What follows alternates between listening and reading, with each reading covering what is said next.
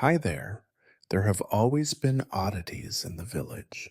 The creak of floorboards at night, mysterious disappearances of chickens, and age-old superstitions passed down through generations. But one day, the villagers noticed something that shook even the most hardened skeptics to the core. But before you settle in, don't forget to like this video, subscribe to the channel, and let me know in the comments which city you're watching from and what time it is for you. I'm really curious to see where everyone's joining from. Now make yourself comfortable. Let's begin. It all begins with the rooster.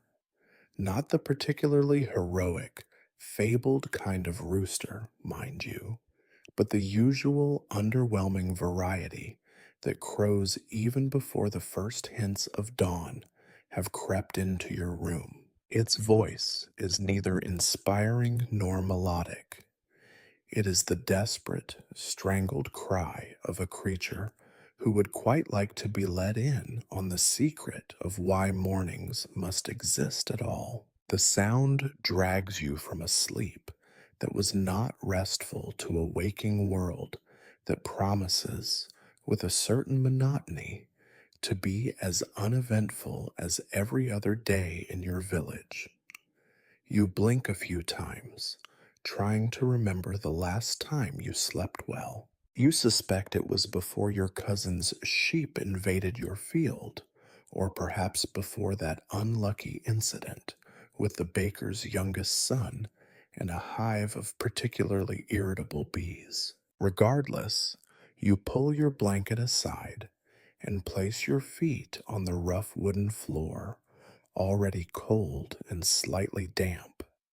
Your toes curl instinctively, as if bracing for something much worse than the chill. Your room is sparse, a straw mattress that smells faintly of mildew, a rickety stool, and a narrow table bearing the previous night's unfinished bread. The walls are decorated with precisely nothing, save for a single crack that snakes down from the ceiling, having grown, as you have, year by year.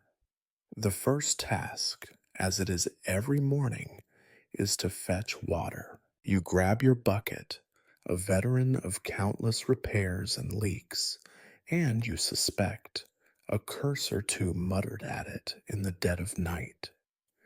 The door creaks open on rusty hinges. Outside, the world is shrouded in a kind of gray fog that seems less like weather and more like the natural state of this place. The village lies silent, apart from the rooster's continued insistence that you pay attention. You walk to the well, passing your neighbor's house. You wonder, not for the first time, if the thatch on their roof looks a little more threadbare than yesterday. You wave absently at old Marta, who seems to have stationed herself by her window, as she does every day, for reasons neither you nor, possibly, even she can articulate. She does not wave back, but then she never does. Reaching the well, you drop the bucket and listen to the soft, echoing splash. The water smells as it always has, earthy, faintly metallic, promising health and dysentery in equal measure. You haul it up, arms straining a little more than you would like to admit. It is only when you lean over to look inside, to judge the clarity, that you notice something peculiar. Your face looks back at you from the surface of the water. This, in itself, is not remarkable. What is remarkable, or at least what causes a slow, crawling discomfort to bloom in your chest, is that the face looking back at you appears older, not dramatically, not impossibly so, but older. There is a subtle depth to the lines around your eyes, a certain slackness at the jaw, an unfamiliar shadow beneath the cheekbone. You blink, and so does it.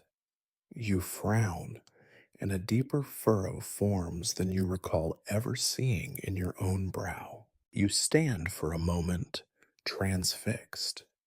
Your first thought is that you have simply not slept enough. Your second is that perhaps you have, in some unfathomable way, begun to age more rapidly overnight.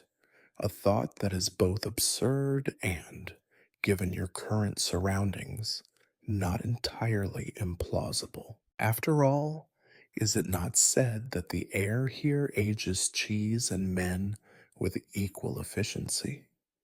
With a snort, you dismiss the idea. You have more pressing concerns. The goats will not milk themselves, and you would rather not give them yet another excuse to trample your shoes. You lug the bucket back to your home, each step accompanied by the mild but persistent suspicion that something about your reflection was and remains ever so slightly off. In the kitchen, you splash some water into a battered metal basin and bend over it. Again, you study your face. The same effect. Older, not ancient, but tired. The kind of tiredness that cannot be slept away. You prod your cheek, noting with grim satisfaction that the flesh gives a little more than you expect. It is, you suppose, entirely possible that you have simply failed to notice your own decay. In this village, decay is inevitable. Buildings lean, animals limp, people carry their burdens in slouched shoulders and bent backs. Why should you be any different? Still, the image haunts you. You finish your ablutions and pull on a rough linen shirt, thinking about nothing in particular, as is your custom. The day proceeds. The sun, or what passes for it, makes a valiant but ultimately unsuccessful attempt to break through the fog. You greet other villagers as you go about your chores. You notice, with a creeping curiosity, that others seem distracted, glancing nervously at water troughs, at the glass panes in their windows, at any surface that might offer back a reflection. By midday, you have convinced yourself it is all nonsense. You eat a crust of bread, marveling at its ability to crack a tooth. You listen to the gossip in the square, which is as dull as the sky overhead. Nothing happens. Nothing ever happens, you assure yourself. Not really. Yet, as evening falls, and you wash your hands in the rain barrel outside, you steal another look at your reflection. The effect is stronger now. The face staring up at you seems almost unkind, mocking even, with its deepening lines and faint, knowing smile. You look away quickly, heart pounding for reasons you cannot name. You go to bed that night with the odd sense that you are being watched, not by anything in your room, but by every puddle, every shiny pot, every fragment of yourself cast back at you. Sleep, when it comes, is uneasy and filled with dreams of faces not quite your own. Thus ends your first day, not with any event of note, but with a quiet, inescapable sense of dread. It is a feeling you will come to know well in the days ahead. You wake with a start, having dreamt you were being chased through a forest of mirrors, each one reflecting not your face, but a much older version of yourself, one with gray hair, hollow cheeks, and an expression you hope never to wear. The rooster is, mercifully quieter this morning, perhaps hoarse from overexertion, or perhaps simply aware of your growing irritation. The day begins, as always, with the ache of bones you are not sure you have earned and the taste of yesterday's bread, which manages to be both dry and mysteriously damp. You move through your morning ritual with an odd sense of detachment, determined to convince yourself that the peculiarities of yesterday were nothing more than tricks of the light, shadows from a sleepless night, or the relentless imagination of a villager with too much time and too little excitement. You approach the mirrorless surface of your battered metal basin, splash some water onto your face, and allow yourself only the briefest glance downward. This time, you decide, you will not indulge the impulse to study every line, every shadow. You will live for at least one morning as if nothing at all is wrong. The resolve lasts perhaps as long as it takes to notice your hands in the water. The fingers that reach down appear slightly more gnarled than you recall, less like the hands of a young adult, more like those of someone who has spent a lifetime binding hay and herding sheep. Your knuckles are prominent, the veins like blue threads beneath thinning skin. You try to blame it on the cold, the work, the perpetual dampness of the village. You remember your father's hands, how they looked even when he was young, rough, calloused, and battered by life. Perhaps this too is simply a trick of memory. But as you walk out into the lane, bucket in hand, you cannot help but look for confirmation elsewhere. It is not long before you find it, though not in the way you had hoped. Your neighbor, Tomas, is struggling to lift a crate of turnips. Thomas is a man with the kind of constitution that usually survives winters that take lesser souls. Yet now, even from a distance, you see the slight stoop in his shoulders, the dullness in his eyes. When he glances up at you, you see something flicker across his face, a quick, nervous look, as if he is wondering whether you, too, notice what he has noticed. You exchange pleasantries about the weather, which is always abysmal, and the crop, which is always disappointing.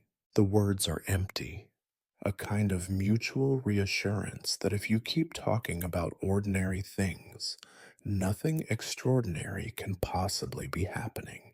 But when Tomas wipes his brow, you see his hand tremble slightly, and he glances surreptitiously at the reflection in a puddle by his feet. He catches your eye, his voice low. "Did you sleep well?" he asks, as if the answer might change something. "Well enough," you lie. "Strange dreams?" You nod, unable to help yourself. "Me too," he says, and for a moment, the two of you are united in a kind of secret, the sort that feels dangerous simply to acknowledge. You part ways quickly, as if afraid that standing together for too long might allow the village itself to overhear. You busy yourself with chores that feel somehow more tedious than usual, feeding the chickens, patching the fence, sweeping the dirt from one side of your cottage to the other, a task as endless as it is pointless. All the while, you notice the small ways the day seems out of joint. Children play less and argue more, their voices sharp in the mist. Old Marta, who rarely leaves her window, is outside for once, peering anxiously into a metal dish as if searching for a sign. The village, you realize, is holding its breath. Everyone is pretending not to notice, but the air is thick with unease. You find yourself cataloging the oddities as if you are a chronicler for some future age that will find your current life impossibly quaint. The cobbler's wife whispers to her neighbor, glancing over her shoulder as though afraid her reflection might be listening in. The baker, always quick with a joke, seems to have misplaced his smile. Even the dogs, those connoisseurs of the present moment, seem less sure of themselves, pausing to sniff their own shadows as if uncertain of what they might find. You try to focus on the practicalities of existence, reasoning that work, at least, is immune to superstition. But when you kneel to scrub your boots in a shallow basin, you catch your own face once more, older still, eyes ringed with shadows that grow deeper by the day. You clench your jaw and force yourself to look away, muttering that it is all in your mind. Yet the conviction is thin, and you know it. Later, while gathering firewood at the edge of the village, you pass the shepherdess, Anna. She is not much older than you, yet her reflection in the rippling surface of a pond looks almost grandmotherly, silver glinting at her temples, her expression haggard. She is staring at her own image, unmoving, and you consider offering comfort, but you do not know how. What can you say to someone whose reflection is racing ahead of her through time? Instead, you clear your throat and nod in greeting. She jumps, startled, and quickly turns away. You find yourself thinking about the oldest stories you know, the ones told by firelight, meant to explain the inexplicable. You recall your grandmother's voice, dry as autumn leaves, recounting tales of cursed mirrors and witches who could steal your youth with a glance. You always laughed at such stories, finding them useful only as a prelude to sleep. Now you are not so sure.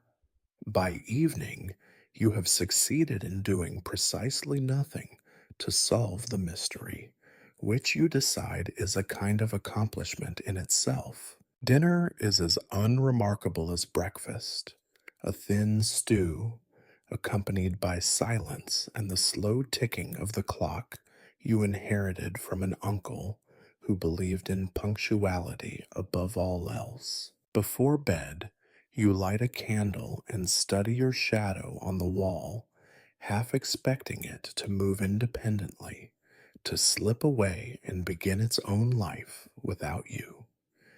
But the shadow stays, as loyal and as tired as you are. You lie in bed, the darkness thick around you, listening to the wind rattle the shutters and the distant, defeated crow of the rooster. You tell yourself, with a stubbornness born of habit, that tomorrow will be better, that you will wake to find your face unchanged, your hands young, your neighbors cheerful. But you do not believe it. Not really. You might imagine that in the face of the inexplicable, a medieval village would collapse into panic and chaos. But you would be mistaken. In your village, as in all such villages, life insists on proceeding with a kind of plodding, implacable orderliness. The rooster crows. Bread is baked, sometimes burned, usually bland. Laundry is washed, even as it grows ever dirtier. Chickens are chased, cows are milked, and someone, always someone, is repairing a roof. The inexplicable may lurk at the edges of things, but daily routine holds it at bay, at least for a while. It is not until the market morning, with its usual parade of small tragedies, spilled grain, bruised apples, a goat with ideas above its station, that the gossip truly begins to bubble over. It starts with the women at the river, as such things often do. You arrive late, your hands already cold from the walk, and find a cluster of neighbors huddled on the muddy bank, buckets and wash tubs at their feet, their voices hushed but urgent. At first, you think it is the usual litany of complaints: who is too slow, who is too careless, whose bread is mysteriously lighter this week, and what could possibly be the cause. But as you draw closer, you hear the words reflection, wrinkles, and, most tellingly, witchcraft, all whispered with the kind of relish usually reserved for someone else's misfortune. Old Marta is at the center of it, her arms folded, her eyes bright with the satisfaction of someone who has been proved right at last. I told you, she crows, voice cutting through the morning mist. It is the water, mark my words. There's something in it, makes you old before your time. The others nod and shiver theatrically, even the ones who had, only yesterday, insisted that Marta was losing her wits. You are drawn in almost against your will, compelled by the strange gravity of collective dread. Someone points to her own reflection in the river's surface. Look, these lines were not here last week. My husband noticed too. He said I looked 10 years older, and he is never one to exaggerate, except about the price of fish. Nervous laughter follows, brittle as frost. Another woman leans over the water, frowning. Perhaps it is the moon, or the fog, or the miller's new daughter. She has eyes like a cat, you know. That cannot be normal. Someone suggests it is all the fault of the new priest, who, it is widely agreed, prays far too quietly and has suspiciously clean fingernails. You notice how each explanation, however unlikely, is accepted with the same mix of fear and relief. No one, it seems, is willing to accept that there might be no explanation at all. You try to keep your distance, but it is no use. By noon, the whole village has caught the fever. The carpenter, a man of few words and fewer teeth, confides in you that his reflection coughed before he did, which he takes as a very bad sign. The blacksmith, whose hair has always been more soot than silver, claims to have seen his beard turn white in the surface of his cooling barrel, then glances furtively at the sky as if expecting a lightning bolt for his honesty. Children are sent home from the fields early.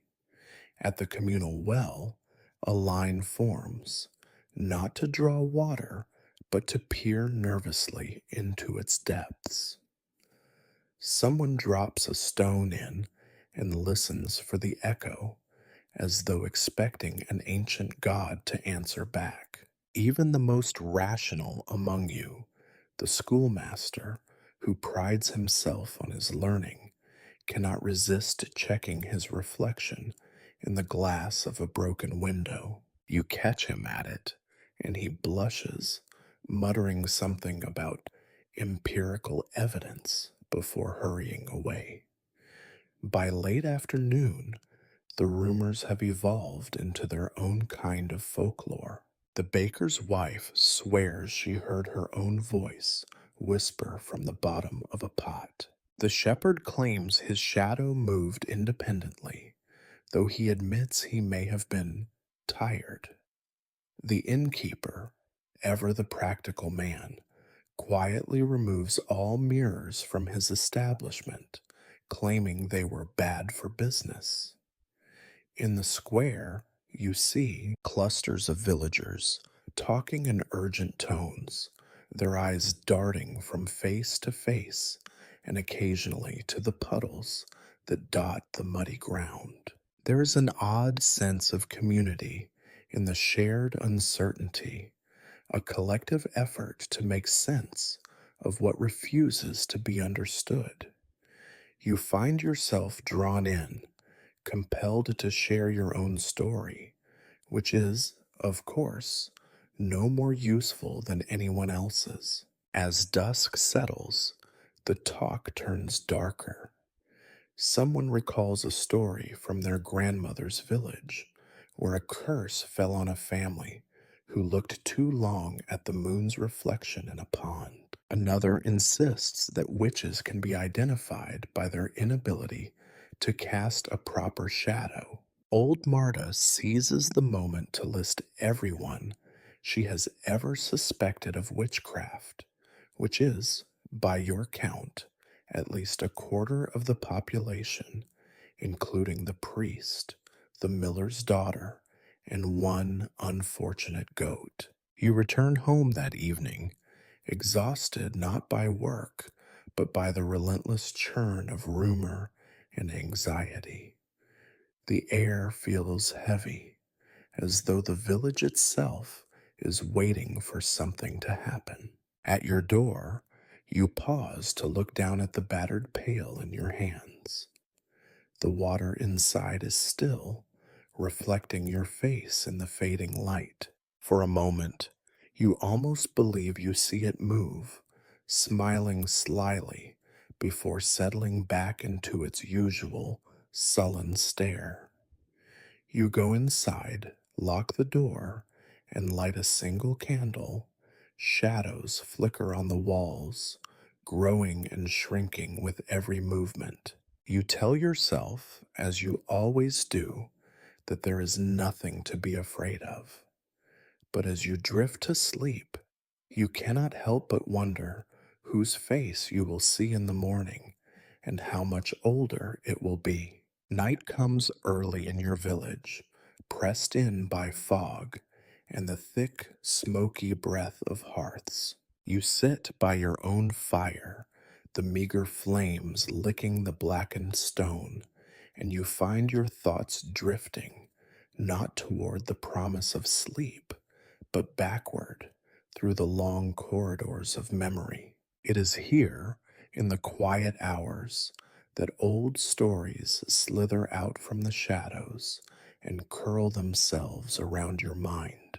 You remember, for instance, how your grandmother used to sit just where you are now, a shawl wrapped tight around her shoulders, her fingers knotting together in her lap like frightened birds. She would tell stories in the sort of voice that makes you uncertain whether you are meant to laugh or shudder. Stories about mirrors and water, about things that linger just beyond the edge of seeing. There are some reflections, she would say, poking the fire with a stick as if to prod her words along, that are not your own. They wear your face, but they belong somewhere else, somewhere older. She would look at you then, eyes gleaming, and say, "Never trust a face that looks too eager to be seen." At the time, you dismissed these tales with the lazy certainty of youth. After all, everyone in the village had a story about shadows that moved of their own accord, about wells that whispered, about nights when it was wiser to keep your head down and your lamp burning. These were the decorations of an otherwise drab life, as necessary as salt or bread, useful for keeping children indoors, for passing the hours when the wind howled and the wolves grew bold. But tonight, the old stories feel less ornamental and more explanatory. You wonder if your grandmother had ever noticed her reflection aging ahead of her, If she too had woken one day to find her face not quite her own, perhaps the stories were never meant to frighten, but to prepare. You make a mental note to ask old Marta if there is anyone left who remembers. It is surely her. The room is dim, shadows stretching from every corner. You watch them warily, the way a dog might watch a stranger, curious but unwilling to trust. Your candle sputters. Its light bends and warps across the walls, and in the play of flame and shadow, you imagine you see movement, shapes that flicker just out of sight, faces that are not quite faces. You try to recall if the stories ever offered solutions. Did they speak of salt thrown over the shoulder or iron hung above the door? You wish you had listened more closely. What did your grandmother say about the river? Something about the moon, you think. Never look at the water when the moon is full, though you cannot remember if this was advice or simple superstition. With a sense of mild annoyance, you realize that even if there were rules, no one ever bothered to write them down. This, you think, is the true curse of the village, not witches or ghosts, but the relentless tendency to forget exactly what ought to be remembered. Your mind drifts further back to the funeral of old Piotr, who insisted he could see the future in a puddle. It is all in the ripples, he claimed, the way they dance around your face. Everyone had laughed, of course, as people always do when someone offers an answer that is too strange to accept. Still, no one drank from Piotr's well after that, not for a season or two. You find yourself cataloging other half remembered traditions. The bread baked with a thumbprint in the center to keep evil at bay, the window kept open a crack during storms, the habit of turning mirrors to the wall when sickness swept the village. How much of it was nonsense? How much was survival disguised as ritual? The questions multiply as the fire dies down. You hear the wind outside, rattling the shutters, and you think of how small your house really is. You are certain that somewhere the answers are close, close as your own shadow, close as the face you meet each morning in the basin. But they remain, stubbornly, just out of reach. You go to bed that night still pondering, your thoughts thick as the blanket pulled up to your chin. In the darkness, you imagine the village as a kind of living thing, a creature with a long memory and an even longer appetite for secrets. You wonder what else it might remember, if only someone would think to ask. You drift towards sleep, half expecting to hear your grandmother's voice once more, rising from the crackle of the dying fire. Never trust a reflection that smiles too quickly, and never, ever turn your back on your own shadow. The wind sighs, and the house settles. In your dreams, the old stories walk beside you, their footsteps soft and unhurried, patient as only old fears can be. When you wake, you feel the weight of the stories still pressed against your heart, as if the night itself has left a mark on you. You glance out of habit at the small mirror hung beside your bed, a trinket, a hand-me-down from your grandmother, the glass so warped that it hardly counts as a mirror at all. For a moment, you see nothing but shadow and the faint glimmer of candlelight. For a moment, you think perhaps the stories will let you go, but then you see it, a flicker of movement, a wrinkle where none should be, and the quiet, undeniable knowledge that the past is never as far away as you would like to believe. The next day dawns thick with clouds, the sun making only a token effort to rise above them. You lie in bed a little longer than usual, debating with yourself whether it is truly worth getting up at all. You imagine telling your neighbors, I stayed in bed today because I did not want to see my reflection. It is not the worst excuse anyone in the village has ever used. Eventually, you give in to hunger and habit. The process of waking is not so different from other days.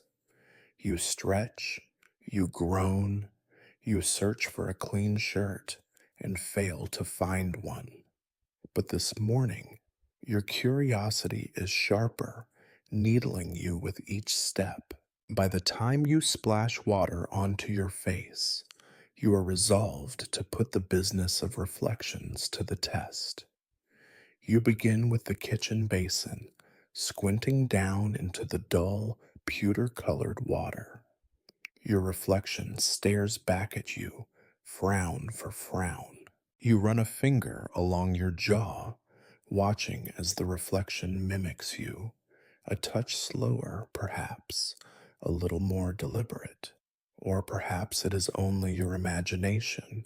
You tell yourself you are searching for scientific clarity, though you suspect your approach would not impress even the village schoolmaster. You move on to the battered copper kettle, the one your aunt gave you as a wedding present, despite your never having married. The kettle's surface is warped and tarnished, distorting your features in unpredictable ways. You stare into it anyway, twisting the pot back and forth to catch the light. In the metal, your eyes seem smaller, your cheeks puffier, your entire face somehow sagging inward. For a moment, you consider the possibility that it is merely the kettle at fault. Then, as you tilt it, you catch a fleeting glimpse of your reflection, looking not just older, but genuinely sorrowful, lips pressed thin, eyes ringed by heavy shadows. The image vanishes the moment you blink. You decide to continue your experiment outside. The village offers no shortage of reflective surfaces, should one have the inclination or the madness to seek them out. You head to the well, peering into its depths. Your reflection there is darker, blurred by the movement of the water and the shifting of the clouds overhead. Still, the signs are there, the deepening lines, the drooping mouth. You find yourself wishing the villagers had chosen a different spot for the well, perhaps on a hill, somewhere the sun would reach and the shadows would not gather quite so thickly. You wander to the edge of the river, boots sinking into mud. Here, the water is clearer, the current slow. The surface is like glass, and your reflection stares back, sharp and unmistakable. There is no denying it now. You see the same face as always, but older, just a touch, just enough. You wonder if it will be the same tomorrow, or if tomorrow it will be worse. You squat at the water's edge, tracing circles with a stick. The river flows on, indifferent. You try making faces at your reflection, grimacing, sticking out your tongue, baring your teeth in what you hope is a menacing snarl. The reflection follows, but always with a kind of sluggish resignation, as if the person in the water is tired of keeping up. A thought occurs to you, half formed but persistent. What if it is not just the water, or the kettle, or the well? What if any surface capable of giving back your image is in on the trick. On your way home, you stop by a puddle left by last night's rain. The water is muddy, flecked with bits of straw and leaf. Still, when you look down, you see it again, that familiar, unfamiliar face etched with the unmistakable lines of time. By midday, you have tested every reflective surface you can think of. You try the window pane, though the glass is warped and cloudy. You polish a spoon until it gleams, then hold it up to your eye. Each time, the result is the same. Your reflection looks, by increments, more weary, more worn. Once, you think you catch it rolling its eyes at you, as if exasperated by your persistence. The experiments do not go unnoticed. Your neighbor's daughter, a sharp eyed girl with a talent for eavesdropping, watches you from behind her fence. "Why are you making faces at the river?" she calls. You consider telling her the truth, but you settle for a shrug and a muttered, "Just checking." She giggles and disappears into her house. Later, you overhear a pair of villagers at the well discussing the day's gossip. "He was out by the river again, staring at himself," says one. "Perhaps he has finally lost his mind," the other replies. "At least he is not the only one. Did you hear about Marta? She says her reflection winked at her this morning." The two dissolve into laughter, but it is the nervous kind, with an edge of uncertainty. As evening falls, you sit by your window, watching the sky darken. You light a candle and catch sight of yourself in the glass. The effect is even more pronounced by candlelight. Shadows deepen the lines. The flicker of the flame makes your reflection seem to move of its own accord.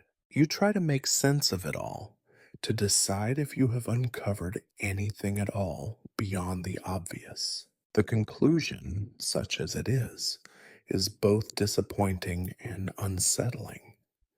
It does not matter where or how you look, your reflection is changing, and it is doing so faster than you are. You go to bed with a new ritual. You turn every reflective surface to the wall, every basin upside down. You mutter a half remembered charm as you blow out the candle, and you promise yourself you will not look again tomorrow. But as you close your eyes, you cannot help but wonder, if you turned your back quickly enough, might you catch your reflection still moving, still aging, without you?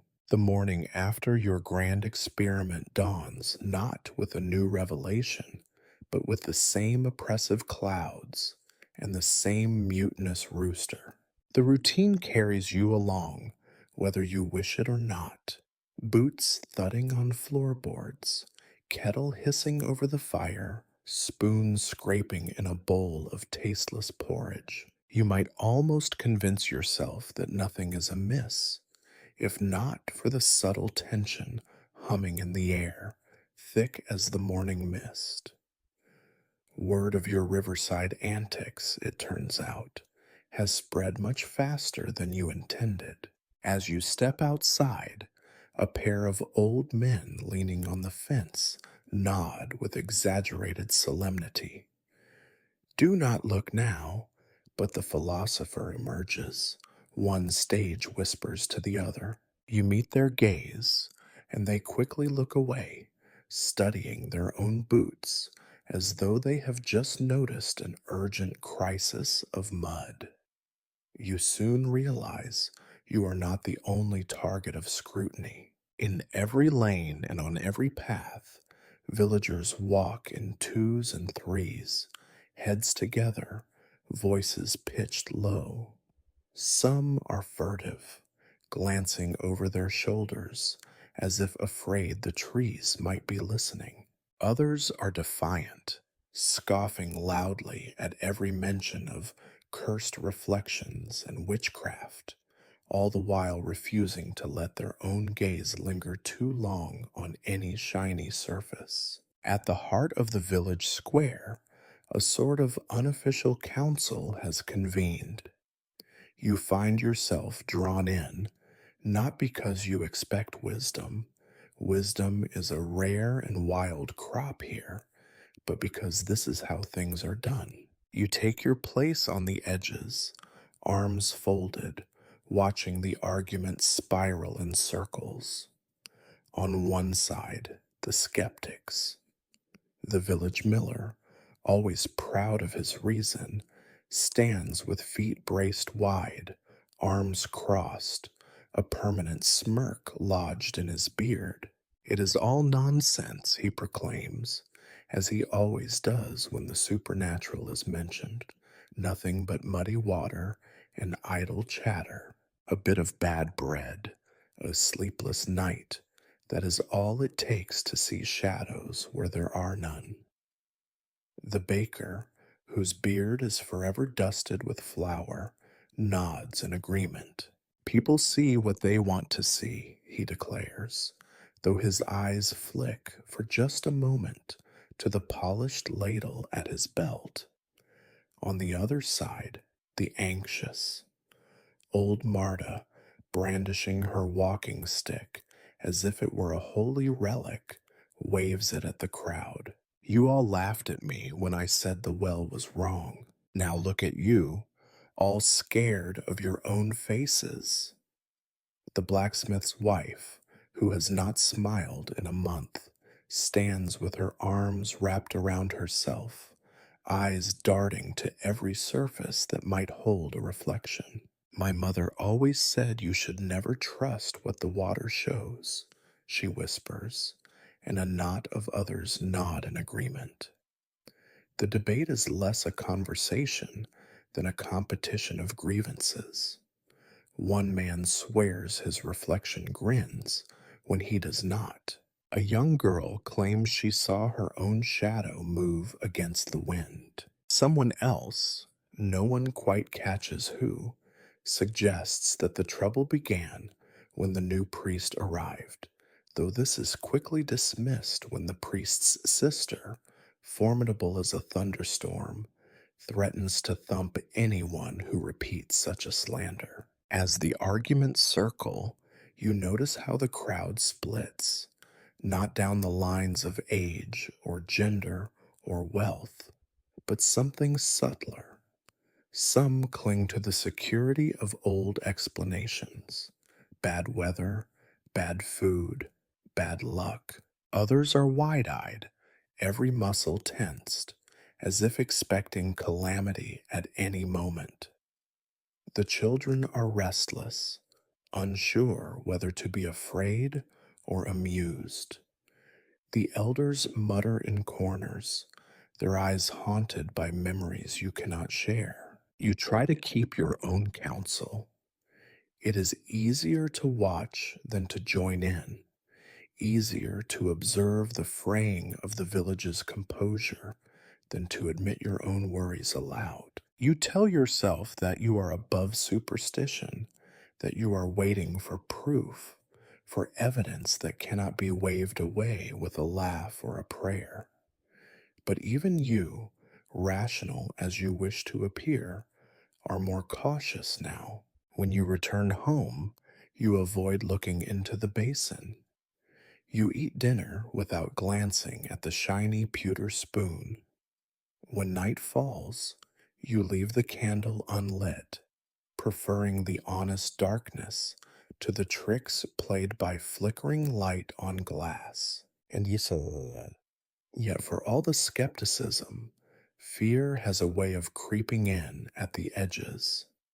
That evening, you hear whispers at your door. Did you see the way he stared at the river? My cousin in the next village says they had the same trouble years ago. Half the town left by spring. Maybe it is a curse. Maybe it is a test. You lie awake long after the house has settled, listening to the sounds of a village that is not quite at peace with itself. The wind carries snatches of nervous conversation, the scrape of shutters being drawn tight, the clatter of pots hastily turned face down. You realize, with a slow chill, that even the skeptics have grown careful, that no one is quite brave enough to test their certainty after dark. The next morning, you find the tavern door propped open, a crowd gathered inside. The innkeeper, always the model of self possession, has laid a row of tankards upside down on the bar. Just in case, he says, with a wry smile, when someone asks. No sense tempting fate, is there? The room erupts in laughter, but no one turns the tankards right side up. As you leave, you catch the miller staring into a window, lips moving in silent calculation, as if weighing the odds of a reflection turning traitor. The anxious ones, you notice, are not quite as alone as they were yesterday. The skeptics, for all their bravado, begin to walk a little more quickly past puddles, to mutter a little more loudly about reason and sense. You return home, neither comforted nor terrified, simply resigned. The village is divided, but in the most human way. No one wants to be the first to believe or the last to dismiss what their own eyes are so keen to deny. You set your bowl on the table, glance at the spoon, and turn it over before you sit down, just in case. There are moments in village life when collective anxiety must be addressed with ritual, and the business of reflections is no exception. It is no surprise, then, that the anxious soon turn to the one person with any pretense of wisdom, the village healer. Her cottage sits at the edge of the settlement, squatting among overgrown herbs and leaning as if it, too, is tired of carrying secrets. The healer, called Agnieszka by those who respect her, and the old crow by those who do not, is both revered and feared, sometimes in the same breath. The day dawns dreary, but there is purpose in the air. You hear the summons in the square, a shout, a banging on doors, the low, insistent ring of Agnieszka's bell. It is time, the crier proclaims, to seek answers from the wise. The crowd is drawn as if by gravity. You go, if only because everyone else does, trailing behind your neighbors, boots squelching in the mud. Agnieszka stands in front of her door, wrapped in a cloak of indeterminate color and age, her face sharp as the edge of a spade. She waits for silence before speaking, her voice low and slightly nasal, as if she has spent her whole life breathing in the smoke of her own remedies. You all wish to know what troubles the village, she says, eyes sweeping over the assembled faces. Very well, we will ask the water, but I warn you, the water is not always kind.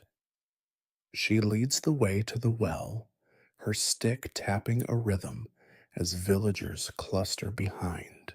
The skeptics come too, though they hang back, arms crossed, wearing the unimpressed expressions of people who have already decided not to believe. Children are shushed, and even old Marta manages to hold her tongue, though her scowl says enough. At the well, Agnieszka sets to work. She sprinkles salt around the stone, muttering words in a language older than the village itself. She pulls a bundle of dried herbs from her pouch, mugwort, yarrow, and something that smells suspiciously of cabbage. Each is tossed into the well in turn. She traces signs on the rim with her thumb, spits twice for luck, then beckons the crowd closer. We must all look, she declares. Let the water show us what it will. The crowd stirs uneasily, but curiosity, as ever, wins out. One by one, villagers step forward, peering into the deep. It is not what they expect. Some see only the usual: faces older than yesterday, eyes hollowed, mouths turned down. Others claim to glimpse movement in the depths, shadows that shift, eyes that glitter just beneath the surface.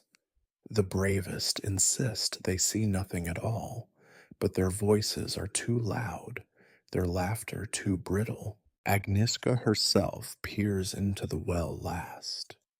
She leans over so far you worry she might topple in, her reflection wavering in the water. For a long moment, nothing happens. Then she draws back sharply, her lips pressed thin.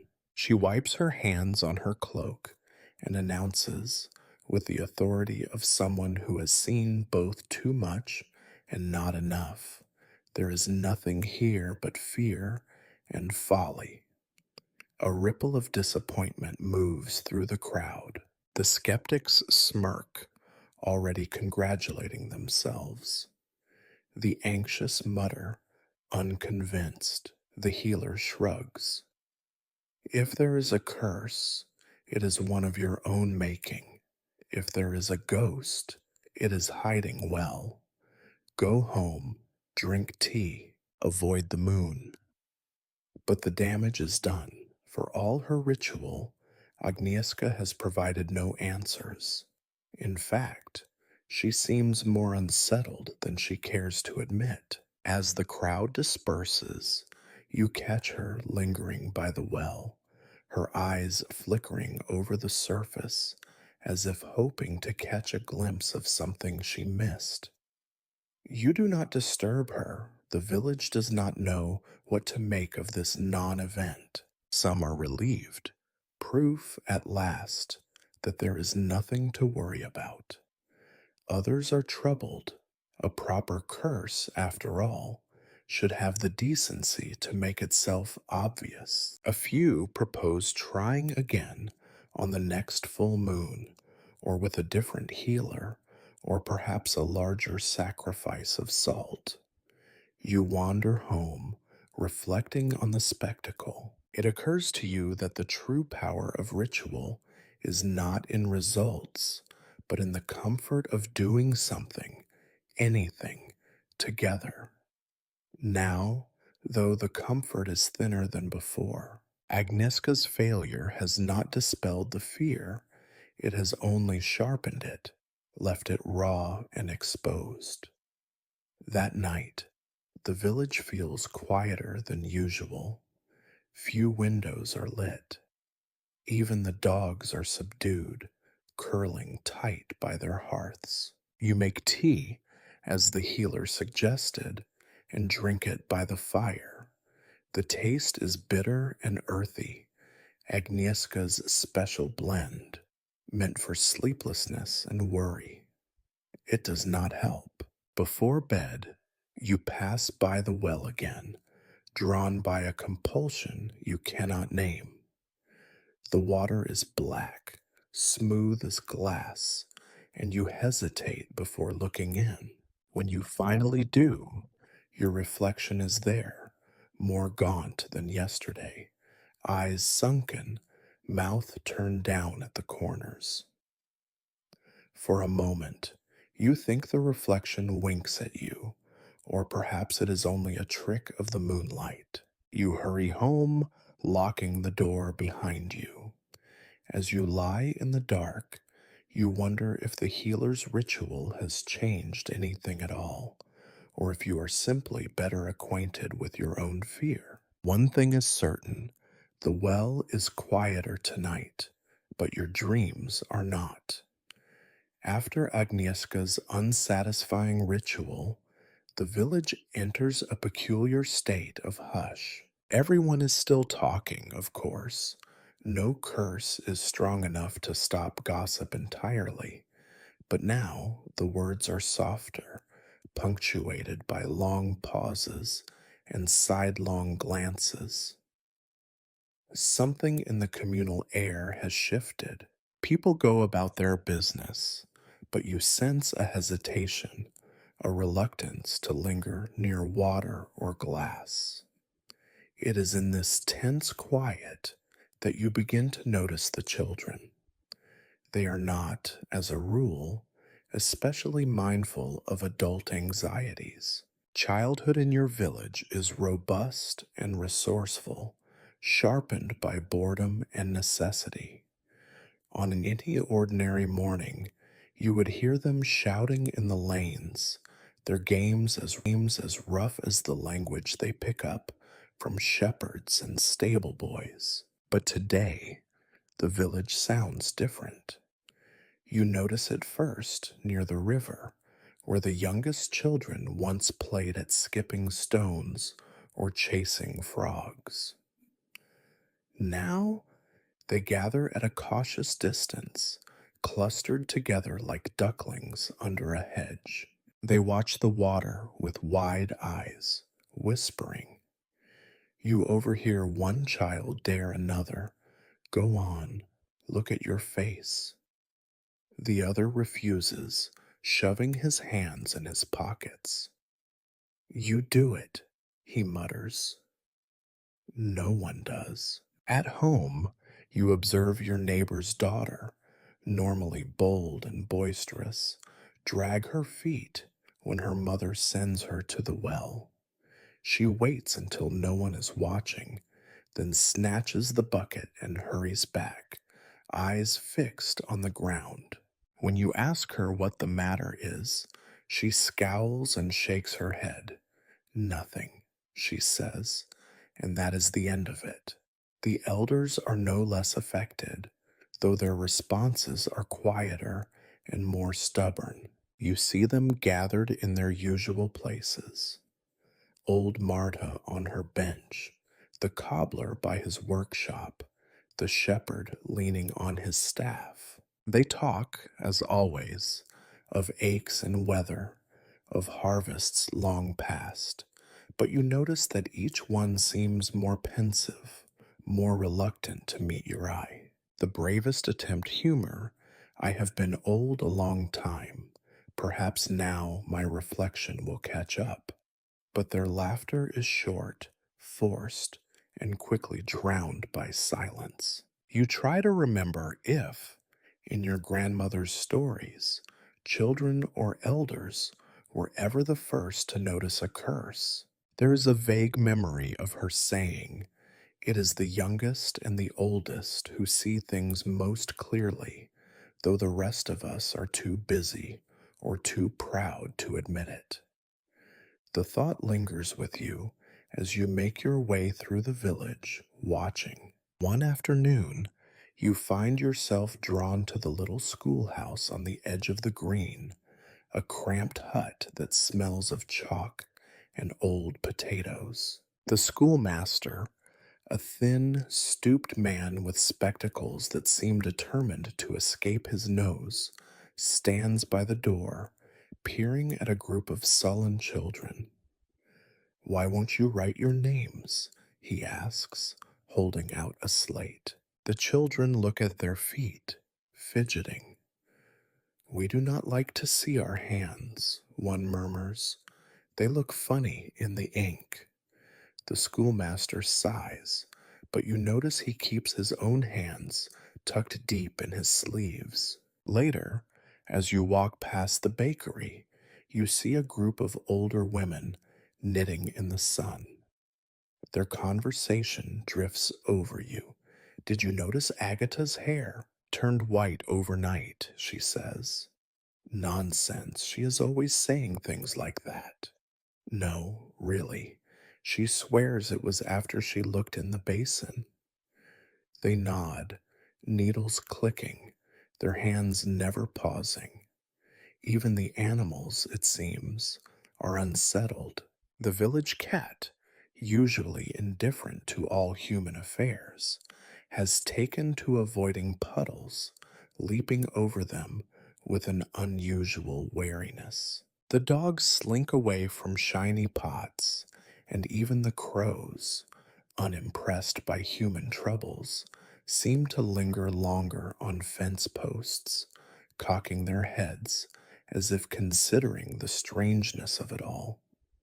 The change is not universal. A few of the older boys, emboldened by bravado and boredom, make a show of spitting into the well or pulling faces at their own reflections. But even they do not linger. When you pass by in the evening, you see them shoving each other, laughing too loudly, then scattering as soon as the sun begins to set. You wonder if the children's fear is a mirror of the adult's anxiety, or if they sense something that you cannot. Perhaps it is simply that they have not yet learned how to pretend everything is normal. The elders, meanwhile, seem to carry their knowledge in silence, unwilling or unable to share what they know. When you press old Marta for stories, she shakes her head. Some things are best left alone, she mutters, and her eyes dart toward the well. By the week's end, a kind of uneasy truce has settled over the village. Children keep to the dusty lanes, avoiding puddles and ponds. The elders sit with their backs to the windows. The rest of you muddle on, filling your days with chores and your nights with uneasy dreams. You notice that your own behavior is changing too. You walk more carefully, stepping around reflections. You speak more quietly, glancing over your shoulder before saying anything that might tempt fate. Even the skeptics have grown wary, keeping their mirrors turned to the wall, their basins covered. Sometimes you wonder if this is what a curse truly is.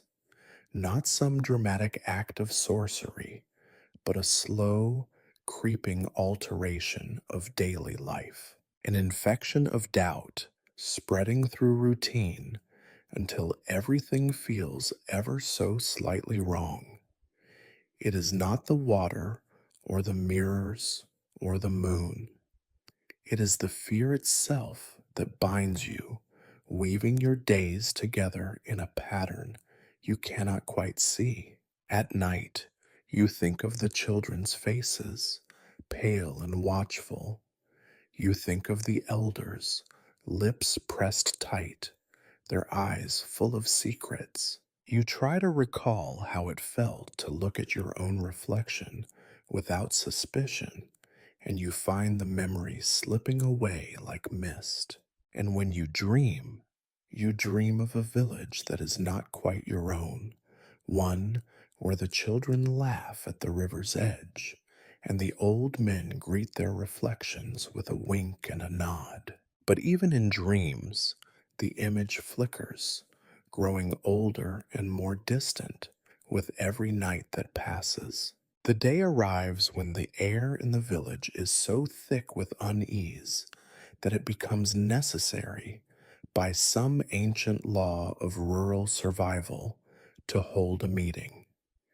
It is not a market day or a feast day, but the sense of occasion is nonetheless unmistakable. You hear the summons well before the sun has crested the hill, a clanging bell, the shrill voice of old Marta, and the distant, more dignified call of the village crier. Attendance, you sense, is less invitation than obligation. You dress as best you can, which is to say, no better than usual. There is a kind of ceremony to it. Washing your face, but not looking too closely in the basin, donning your cleanest shirt, which is barely distinguishable from your least clean, and combing your hair with your fingers. The rooster, sensing excitement, crows with renewed vigor. The gathering is held in the home of the village elder, a long, low building that smells of cabbage, old wool, and secrets. You arrive to find benches dragged from every cottage, stools and upturned crates lining the walls. The villagers file in, faces grave. Even the children are quiet, tucked between their parents, wide eyed and wary. The old men cough and mutter. The women clutch their shawls tightly. You squeeze yourself onto a bench near the window, avoiding your own reflection in the glass. The meeting begins with the usual formalities. The elder, a man who has presided over more arguments about sheep than you can count, clears his throat and thanks everyone for coming, as though anyone had a choice. He drones on about the weather, the state of the barley, the importance of village spirit. You find your mind wandering, cataloging the odd little details of the room. A candle guttering in its holder, a crack snaking up the wall, the way sunlight catches on a dented pot. After what feels like several decades, the elder finally broaches the subject that has brought everyone here.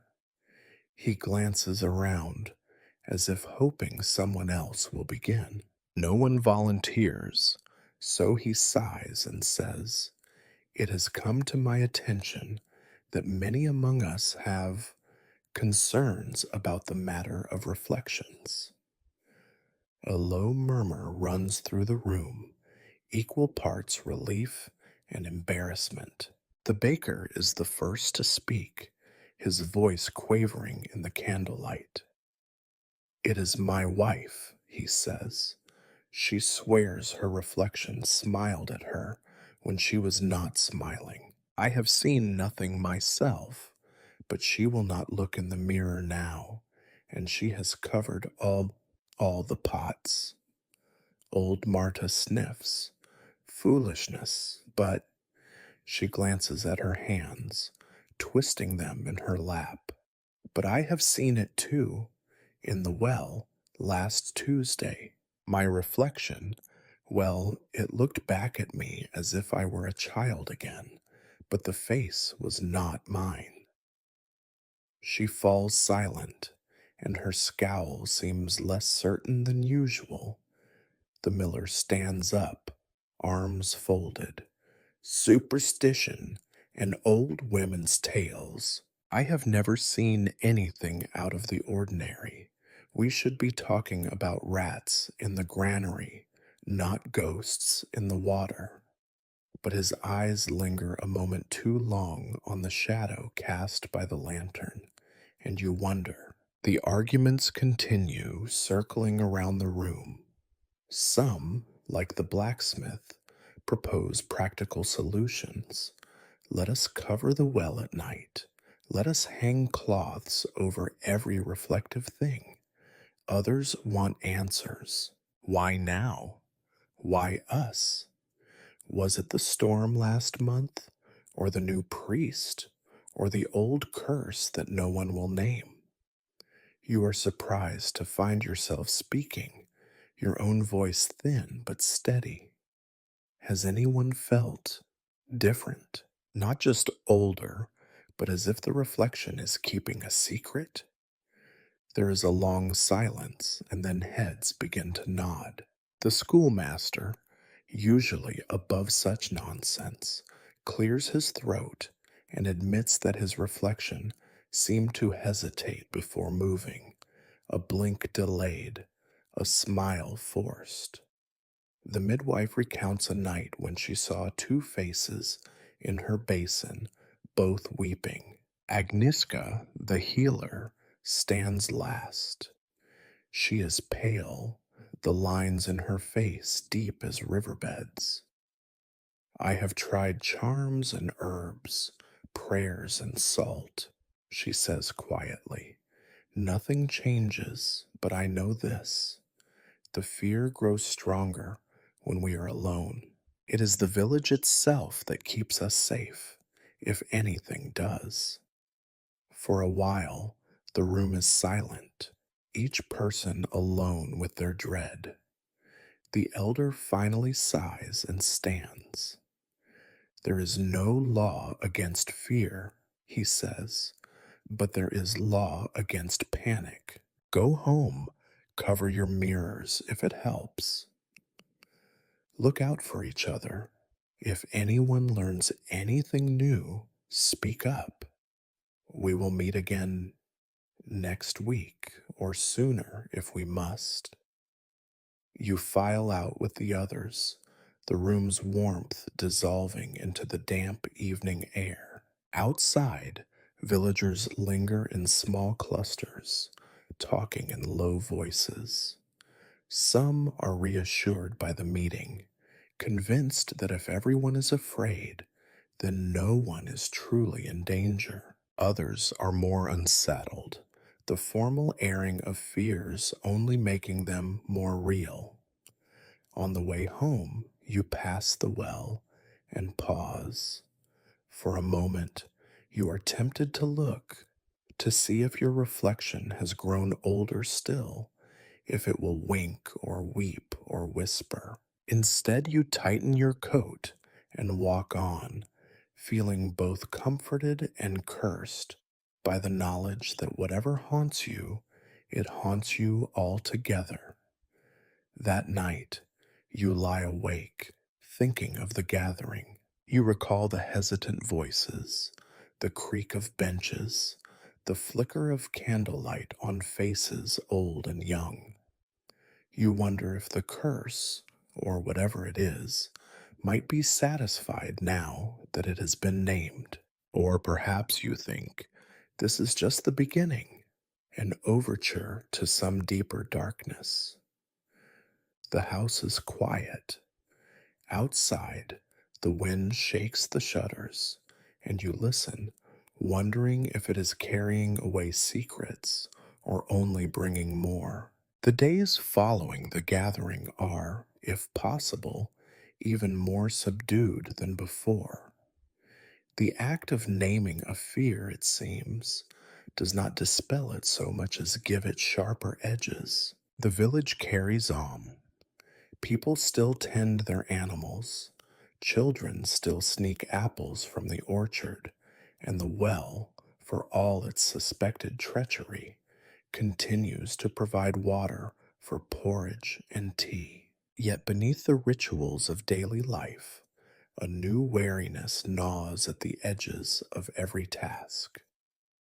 It is during one of these uneasy mornings, as you are carrying a bundle of firewood through the mist, that a stray remark from your neighbor gives you pause. Strange, is it not? She says, barely loud enough to be heard over the crunch of twigs beneath your boots. I have not seen Janek the blacksmith since last market day. You stop, surprised. Janek is hard to overlook, a mountain of a man, his laughter as large as his hands. He is the kind of presence that fills a room and, more importantly, a village. You cast your mind back, trying to recall the last time you heard his voice booming across the square or saw the sparks from his forge lighting up the evening gloom. It is true, Janek has been conspicuously absent. You ask around, as subtly as one can, in a place where every question is an announcement. Some say Janek has gone to visit his cousin in a neighboring village, or that he is repairing a millstone upriver, or that he is simply taking a well-earned rest from all the recent commotion. Others, more anxious, mutter about omens and curses, their eyes darting to the corners of their houses, as if expecting him to stride through the door at any moment. You try to remember what was said at the village meeting, but no one mentioned Janek's name. It seems impossible that someone so prominent could simply vanish without comment. You mention this to old Marta as she sits by her window, knitting with fingers that never stop moving. She sniffs. Men have gone missing before, she says, her voice sharp, not always for reasons worth naming. Despite her brusqueness, you find yourself troubled. You recall the way Janek would tease the children, letting them clang on old bits of iron or watch as he shaped horseshoes in the fire. He was not the kind to run off in the night, nor the kind to shrink from a fight, supernatural or otherwise. The more you ask, the more convoluted the stories become. Someone claims to have seen Janek heading toward the old woods at dawn.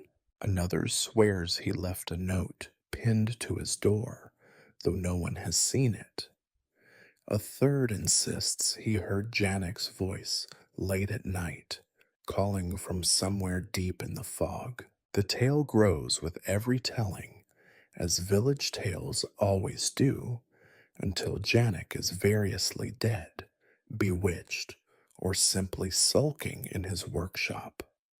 You wonder if anyone has checked his house. The thought occurs to you as the sun is sinking and the village is settling in for the evening. You pass his cottage, tucked behind the smithy, its windows dark and door ajar. You hesitate. There is a superstition about entering an empty house, but curiosity wins. Inside, the air is thick with the smell of old smoke and iron. Tools lie scattered on the bench, a mug of tea gone cold beside the hearth. You call Janek's name, your voice echoing strangely. There is no answer.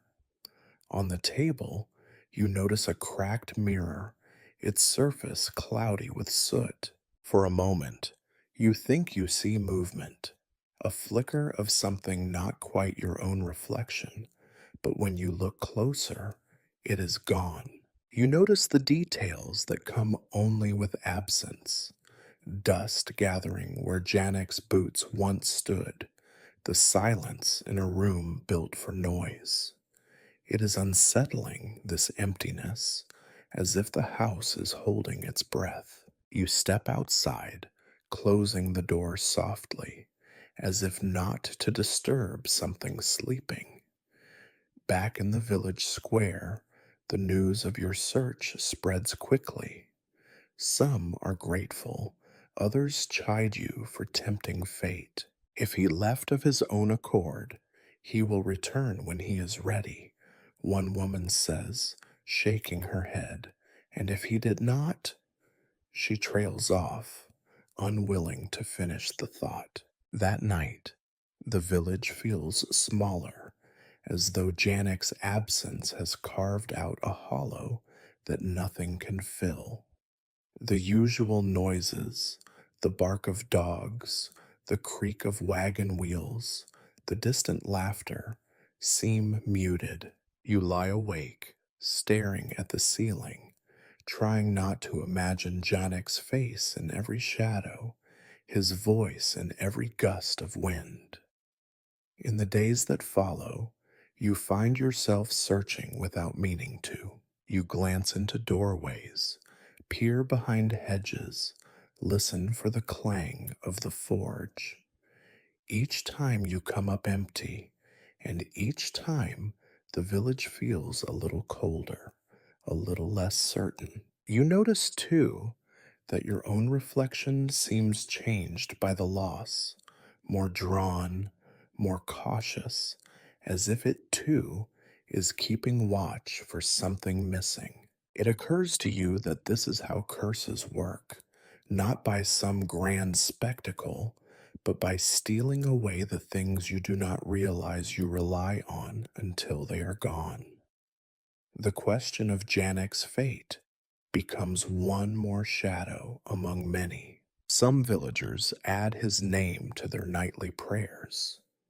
Others try not to speak of him at all, as if silence might keep whatever fate befell him from finding them next. You continue your days as best you can, chopping wood, hauling water, keeping to the familiar rhythms. But every so often, you catch yourself looking for Janek in the shape of a passerby, in the sound of a distant laugh, in the shimmer of your own reflection. Each time you remember the empty house, the cold mug, the cracked mirror, and each time the village seems just a little older, a little more afraid of what waits in the places you cannot see. The disappearance of Janek settles into the village like a cold stone dropped into the well, ripples spreading outward, quiet and inescapable. His absence is felt everywhere, in the silence of his forge, in the way the children glance toward his house before running by, in the hush that falls whenever his name is mentioned. Fear, it seems, is not content to remain in the background. It seeps into every conversation, every gesture, every glance at a shiny surface. It does not take long for someone to propose a remedy. You are not sure who speaks first. Perhaps it is old Marta, or the baker's wife, or the priest's sister, who has taken to carrying her rosary like a shield. The idea, once voiced, feels inevitable. If the reflections are cursed, why not be rid of them altogether? It is as if the village has been waiting for this suggestion all along. By midday, a quiet decree spreads. No more mirrors. No more water left standing in basins. No more polishing pots and kettles until they shine. Windows are to be kept dirty. Even the well, that ancient heart of the village, is to be approached with caution. Draw your water, then cover the surface. Do not look inside. The skeptics grumble, of course. The miller rolls his eyes, saying, "What is next? A ban on rain?"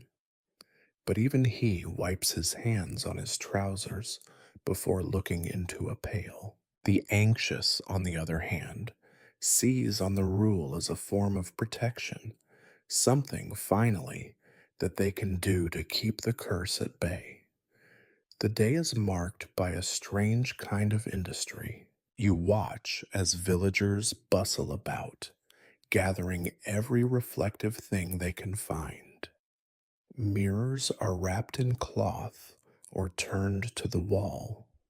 Basins are emptied and left upside down in the sun. Polished spoons are buried at the back of cupboards, and shiny buckles are dulled with soot.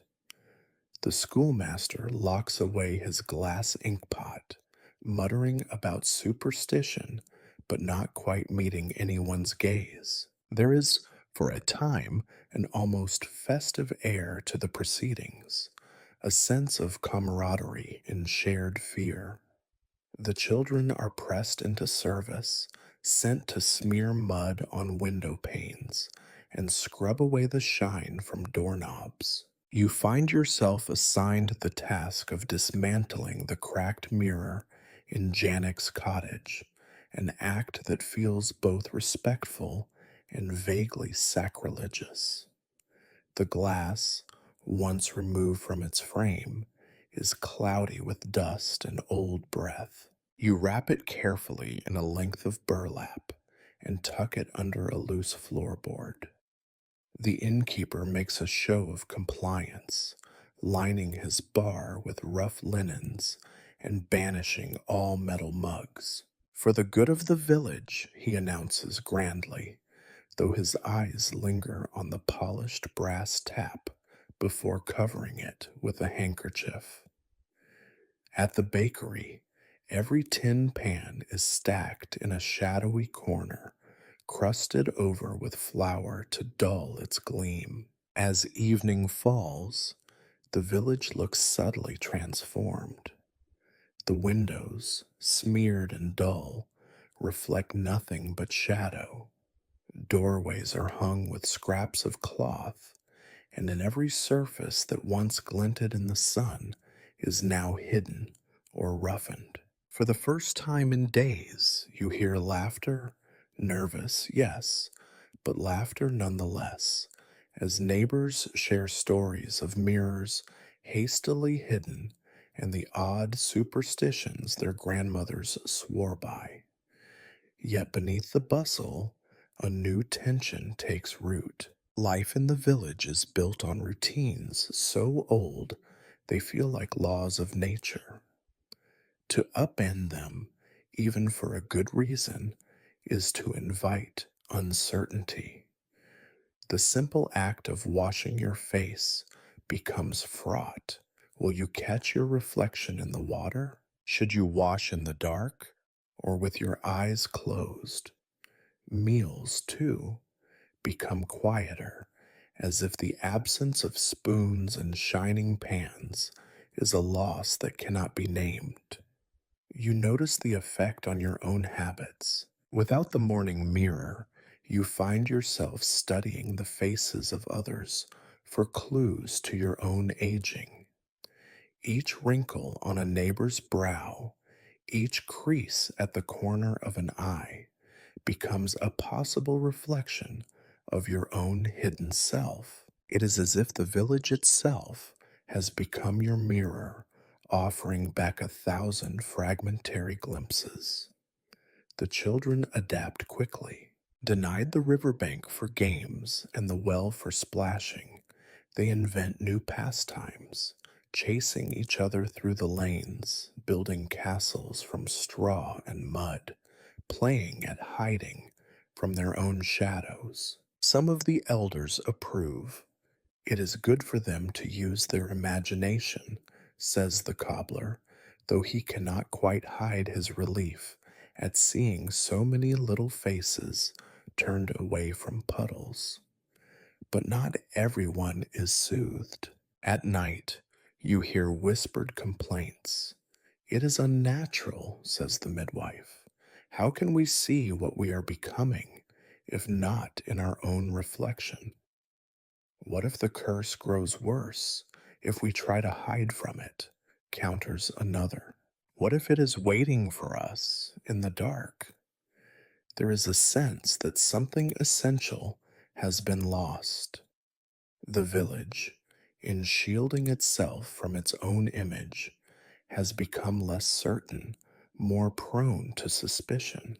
When you pass a neighbor in the lane, you catch them glancing at your hands, your eyes, your hair, as if searching for signs of accelerated aging.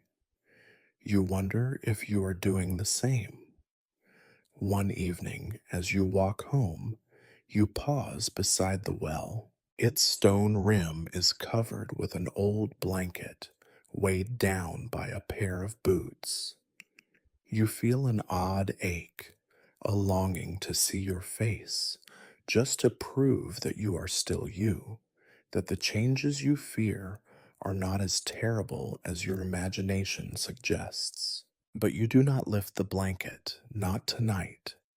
You enter your house, light a candle, and sit quietly in the half dark. The room feels larger now, emptier.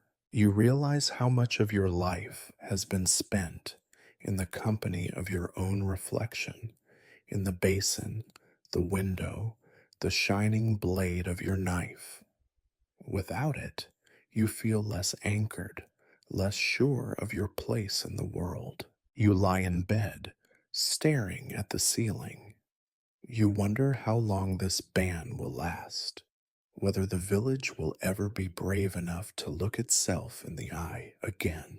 or if perhaps the day will come when you forget what your own face even looked like, except for the one that lives in memory and perhaps in dreams.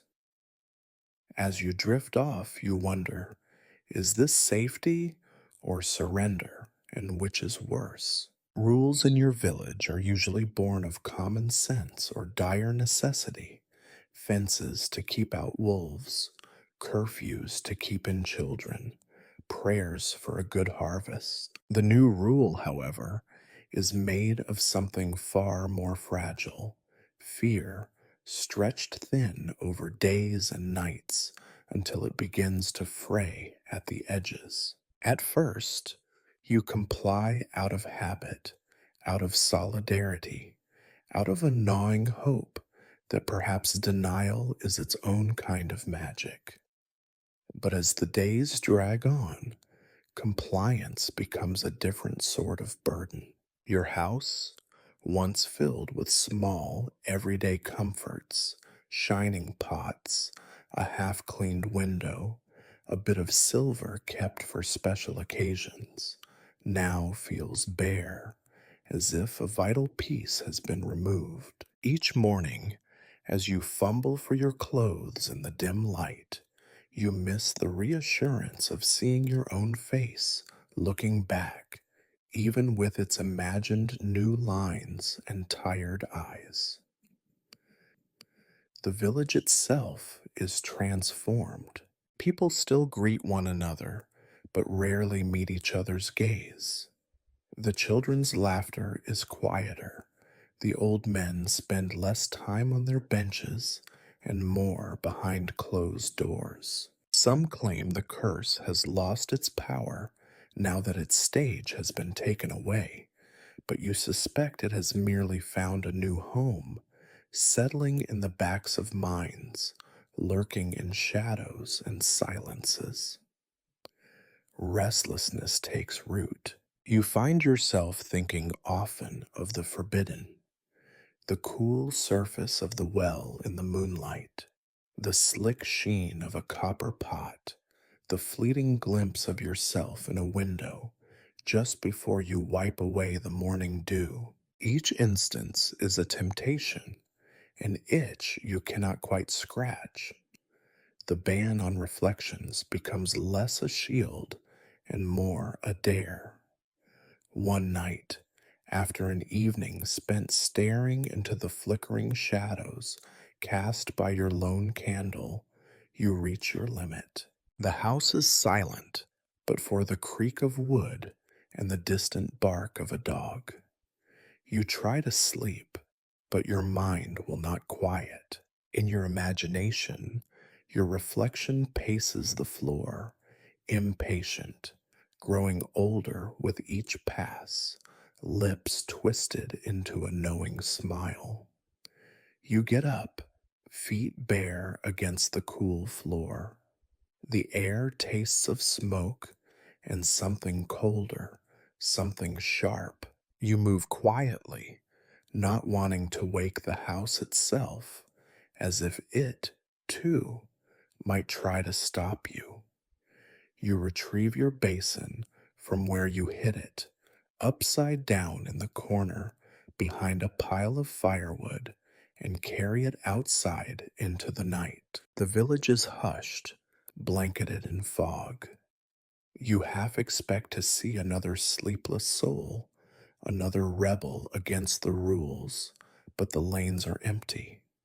You set the basin beneath the eaves, fill it from your bucket, and kneel. For a moment you hesitate, a strange thrill running through you, a mixture of fear and anticipation, the forbidden and the familiar. You force yourself to look. The water trembles with each breath, the image it offers uncertain, fragile as a moth's wing. There you are, older.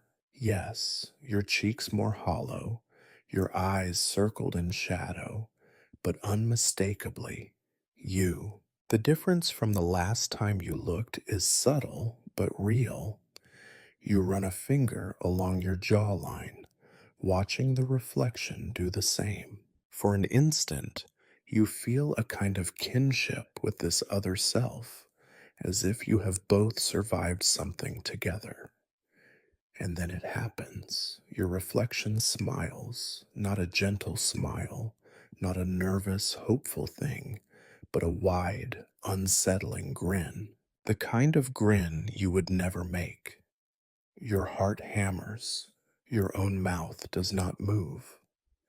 The reflection's eyes flicker as if some light passes behind them, and you have the strange, dizzying sense that you are not alone. You jerk back, water sloshing onto the ground, breaking the image. Your hands are shaking, your breath coming in short bursts. For a moment, you are certain someone is watching you from the shadows, the village itself, perhaps, or something older still.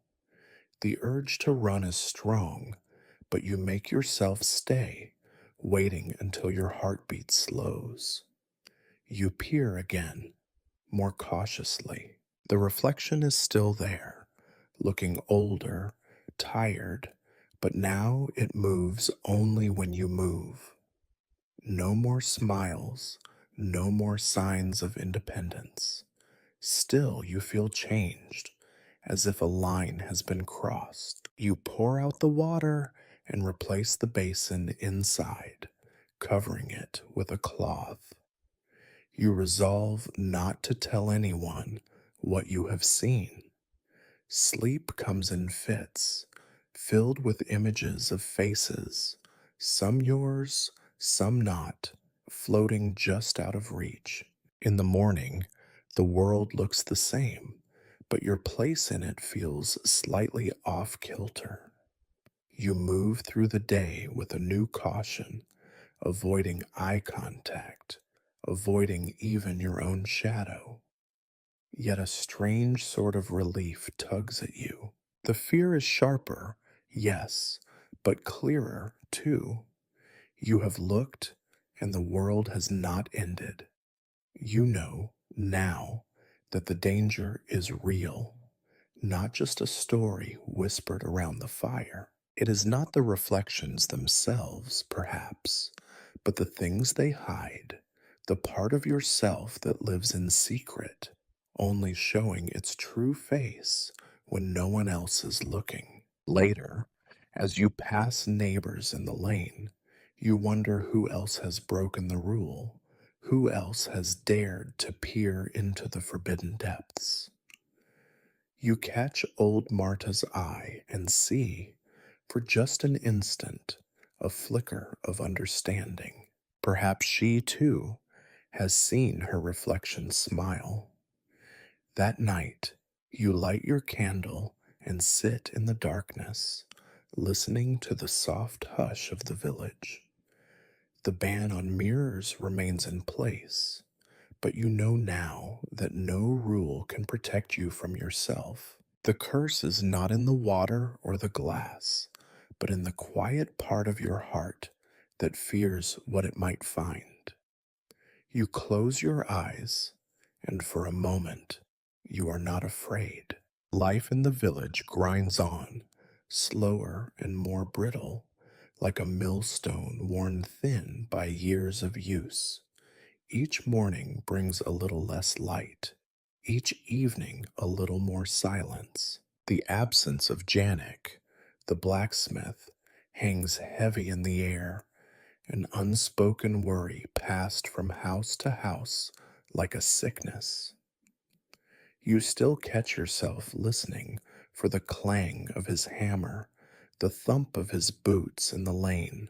You imagine, now and then, that you hear his laughter in the wind, but it is only the groan of old trees and the barking of distant dogs. It is on a day much like any other, gray and chill, that the schoolmaster comes to your door, his hat in his hands, his eyes darting as though afraid of what he might find. They are cleaning out Janek's house, he says. The elder asked for volunteers. You do not ask why. No one expects Janek to return now, but you nod, pull on your coat, and follow. A handful of villagers are already there, picking through the blacksmith's cottage. The forge has gone cold. The living quarters, once cluttered with life, are still and musty. You are assigned the task of sorting through Janek's small writing desk, a battered thing, built more for function than beauty. You do not expect to find much. Janek was not a man for letters, and most villagers have little use for paper beyond an occasional list or tally. But as you dig through the jumble of dull knives and broken quills, your hand closes on a leather bound book, thick with the dust of years. It is heavier than it looks, the edges warped by damp, the cover scratched with age. On the first page, in a sprawling, awkward hand, is written, "The Diary of Janek, Blacksmith." The other volunteers drift away as you flip through the pages. The diary is not neatly kept. Entries run together, sentences trail off, words scratched out and replaced. It reads like the mind of a man who never expected to be read. Most of it is ordinary: complaints about work, notes on shoeing the baker's horse, memories of a lost love, lists of debts and credits. But then, as the pages grow newer, the entries become stranger. The faces in the water trouble me. I see more than my own, sometimes two, sometimes three. Not just older, but wrong. They move when I do not. They whisper, though I cannot hear the words. Today, the reflection was smiling again. I am not sure when it started, but I think it has been a while. Last night, I covered the basin, but in my dreams, I saw the same face, growing older with every hour. Old Marta says it is the curse of the well. The healer says it is sickness, that I should drink more nettle tea, but I know what I see. Yesterday, the reflection winked at me. I dropped the bucket, and it took me an hour to work up the nerve to look again. Sometimes, I think the reflection waits for me to turn away, to leave it alone so it can age in peace. Sometimes, I wonder if I am the reflection and it is the real Janek looking back. You read on, the entries growing darker and more desperate. I tried to warn the others, but no one listens. They say I am working too hard, not sleeping enough. Perhaps that is true, but I have begun to notice it in others. Lines on faces that should not be there, voices gone thin and hollow. I see the same fear in their eyes. Tonight I will try something new. If the reflection is a curse, perhaps I can trap it. I will cover every mirror, every shiny thing. If I do not write tomorrow, it is because I have succeeded or because I have failed. The next page is blank, and the ones that follow are only scraps. A list of names, half erased, a sketch of the village well, a scribbled warning, "Never look at your face by moonlight." You finish the diary, hands cold and trembling. It is not proof of anything, not really, but it is something, a record of what Janek saw, of how it changed him. You show the diary to the others, reading aloud the most troubling entries. The crowd grows quiet, the mood uneasy. The healer listens in silence, her face unreadable. The schoolmaster takes the diary, turning the pages with care as if afraid they might tear. Old Marta crosses herself, muttering prayers under her breath. It is just a man's nightmares, someone says at last, too loudly. We all have them now. But no one argues when the diary is set aside, wrapped in cloth, hidden in the elder's chest. That night, the village is restless. You lie awake, the words running through your mind. Sometimes I wonder if I am the reflection.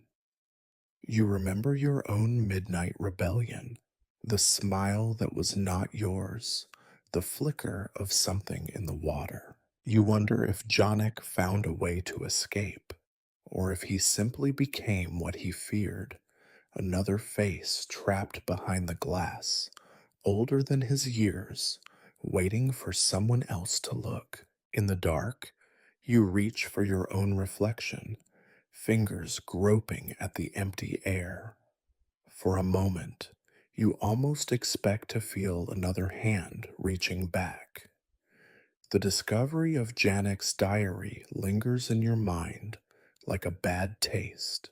Its words echo through the days, reshaping your thoughts in ways you do not always realize. The village, too, feels changed. Some people carry on as if nothing has happened.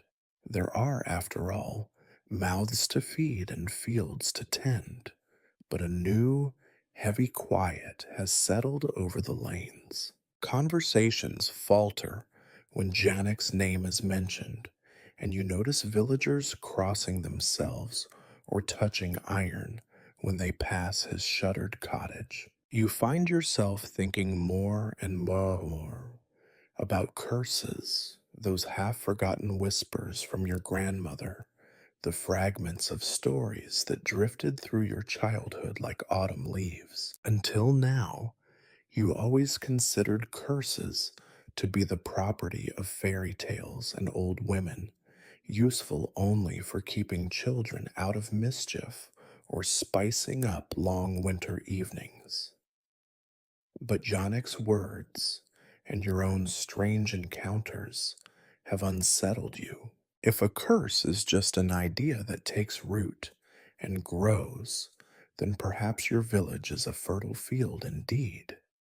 You decide to investigate, though investigate in a village like yours means little more than retracing old paths and poking at secrets. You start with the well, always the well. It is the oldest thing in the village, older even than Marta, older perhaps than memory itself. You circle its stone rim, running your hand over the grooves worn by 1,000 buckets and 100 winters. The well has been blamed for many things: bad crops, sick cows, the cough that swept through 5 winters past. Now, in the wary eyes of your neighbors, it has become a sort of villain, ancient, silent, unblinking. You remember stories your grandmother told, that the well was once the site of a burial ground, that a witch was drowned here long ago, that spirits live in the water, growing jealous of the living. You never took them seriously. Now, as you stare into the blackness, you wonder if stories are simply truths we have grown tired of believing. You begin to notice other things too, details you might once have ignored. On the path to the old chapel, you find a row of flat stones set in the earth, each carved with symbols you do not recognize. They look worn by time, or perhaps by hands that wished them forgotten. The healer, when asked, shrugs and says they are old signs for keeping away evil, but she will not meet your eye. In the fields beyond the village, you hear tales of a strange mist rising at dusk, lingering long after the sun has set. A shepherd claims his flock refuses to drink from a certain stream, though the water is clear and cold. Children whisper of shapes moving in the darkness, faces glimpsed in puddles even after all the mirrors have been hidden away. Each evening, as you walk home through the gathering gloom, your imagination fills with old fears. You remember Janek's warning, never look at your face by moonlight. The phrase takes on a life of its own, curling around your thoughts like smoke. You realize, with a jolt, that the moon has been growing brighter every night, a fat, pale coin rising over the rooftops, casting long silver shadows that creep along the ground. One night, driven by a mixture of dread and curiosity, you resolve to test Janek's warning. You wait until the house is quiet and the moon is high, then fill your basin and carry it into the yard. The water shares in the cold light. You hesitate. Every instinct tells you to stop, but you force yourself to look. Your reflection stares back, moonlit and strange, every wrinkle and hollow exaggerated. For a moment, nothing happens. Then slowly, the reflection's lips curl into a thin, bitter smile. Its eyes flick up to meet yours, truly meet them, as if peering through the glass. You flinch, and the reflection lingers, grinning in the moonlight, refusing to follow your movement for a heartbeat longer than it should. You slam the basin down, spilling water across the grass. Your heart pounds. You whisper a prayer you barely remember, clutching the silver charm you wear for luck. The wind rises, carrying the sounds of distant laughter, a sound that could be a child, or a ghost, or just the night itself mocking your fear. After that, you find it impossible to shake the feeling that something is wrong, not just with you, but with the land itself. You notice more and more signs. A patch of earth in the graveyard that never grows grass. A knot of crows that gathers each morning on the chapel roof. A chill that lingers even on sunny days. You confide your suspicions to Agnieszka, the healer, who listens with her usual silence. There have always been stories, she says at last. Some say there was a bargain struck long before we were born, a promise made, a debt unpaid. Perhaps the village is simply remembering its old debts. She shrugs, but her eyes linger on the shadows gathering in the corners of her cottage. You do not know if there is a curse, or if fear itself has become your village's truest enemy. But every night, as you lie awake, you feel watched, not by your neighbors, not even by your reflection, but by something deeper and older, something that waits, patient and silent, for someone to see it for what it is. In your dreams, you wander the village alone, moonlight shining on empty streets. Faces float in every puddle, every window, every shadow, each one older and more desperate than the last. And always, somewhere just beyond the edge of sight, something waits, a curse, a memory, or perhaps just the truth. You wake with the taste of fear on your tongue, the memory of Janek's diary heavy in your thoughts, and the uneasy certainty that the village's troubles are only beginning. The talk of curses and bargains, of ancient debts and the jealous dead, does not bring answers, only more questions. The whole village seems restless now, the air prickling with rumors. There are days when the mist lies so thick you cannot see the end of the lane, when even the birds are silent, and every task is accompanied by the sense that you are being watched. You try to carry on as villagers always do, feeding chickens, patching fences, nodding to neighbors with cautious civility. Yet your mind circles the same worries, like a dog gnawing a bone. You think often about the well and Janek's warnings, but the village river haunts you just as much. It winds through the fields and woods, always just beyond the last cottage, silver and silent beneath the moon. Lately, you have noticed no one lingers by the banks. Children avoid the path, elders hurry past with eyes averted. The river is older than the well, older than the village itself. If the curse is real, perhaps this is where it began. One cold afternoon, driven by a need to do something, you walk down to the river alone. The sky is heavy, swollen with clouds, and the wind stirs the reeds at the water's edge. The usual hush of birds and insects is missing. The only sound is your own breathing, louder than you would like. You kneel by the water and peer in. Your reflection is faint, blurred by ripples, but it is there, older, yes, but familiar. You feel both relief and disappointment. It is only as you rise that you notice something strange etched into the mud at the water's edge. At first, you think the marks are random, the scrawl of a stick dragged by a child, the wandering trail of a beetle, or the claws of some water bird.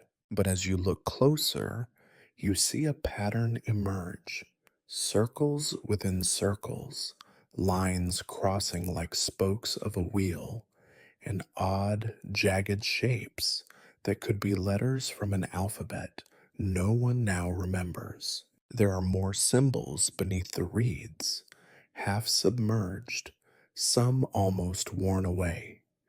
Others are fresh, as if drawn just yesterday. You crouch lower, tracing the lines with a trembling finger.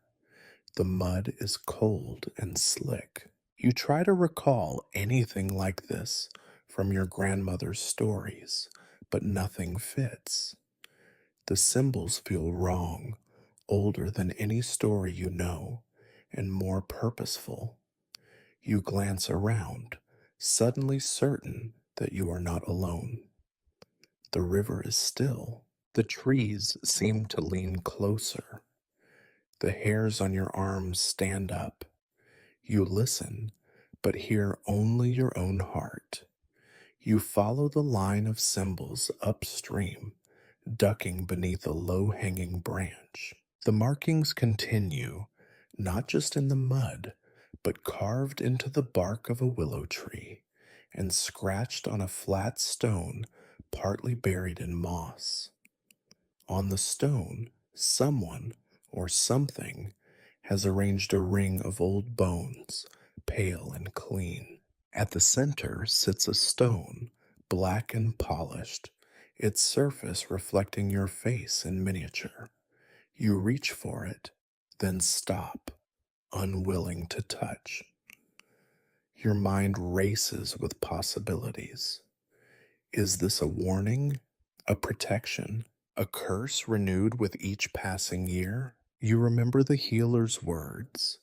There have always been stories, a bargain struck, a debt unpaid. You think of Janek's diary and the entry that mentioned old symbols, of villagers who speak of bargains and forbidden rights, of the nights when your reflection seemed almost eager to escape. You make a hurried sketch of the stone and its markings on a scrap of parchment, copying the lines as best you can. The longer you look, the more you are convinced that this is no ordinary graffiti.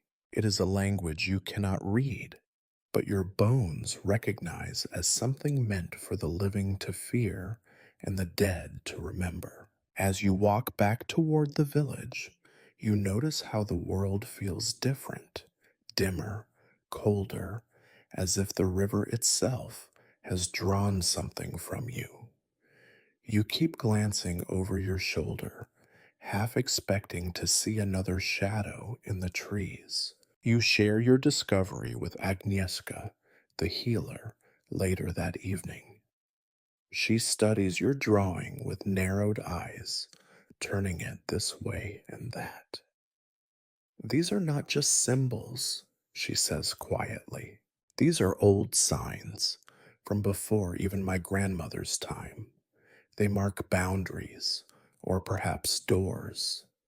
There is a kind of magic that uses such marks to keep things out or to call them in. What should we do? You ask, voice barely above a whisper. She hesitates. If this is a warning, we should respect it. If it is a curse, we should not disturb it. But I think someone must have made a bargain once to keep something at bay or to buy themselves more time. Perhaps it is that bargain which is running out. You thank her and leave, feeling the weight of her words. That night, you dream of rivers running backward, of faces trapped in stones, of words written in a language you cannot speak. You wake with your heart racing and the taste of mud in your mouth. The next day, the village feels even older.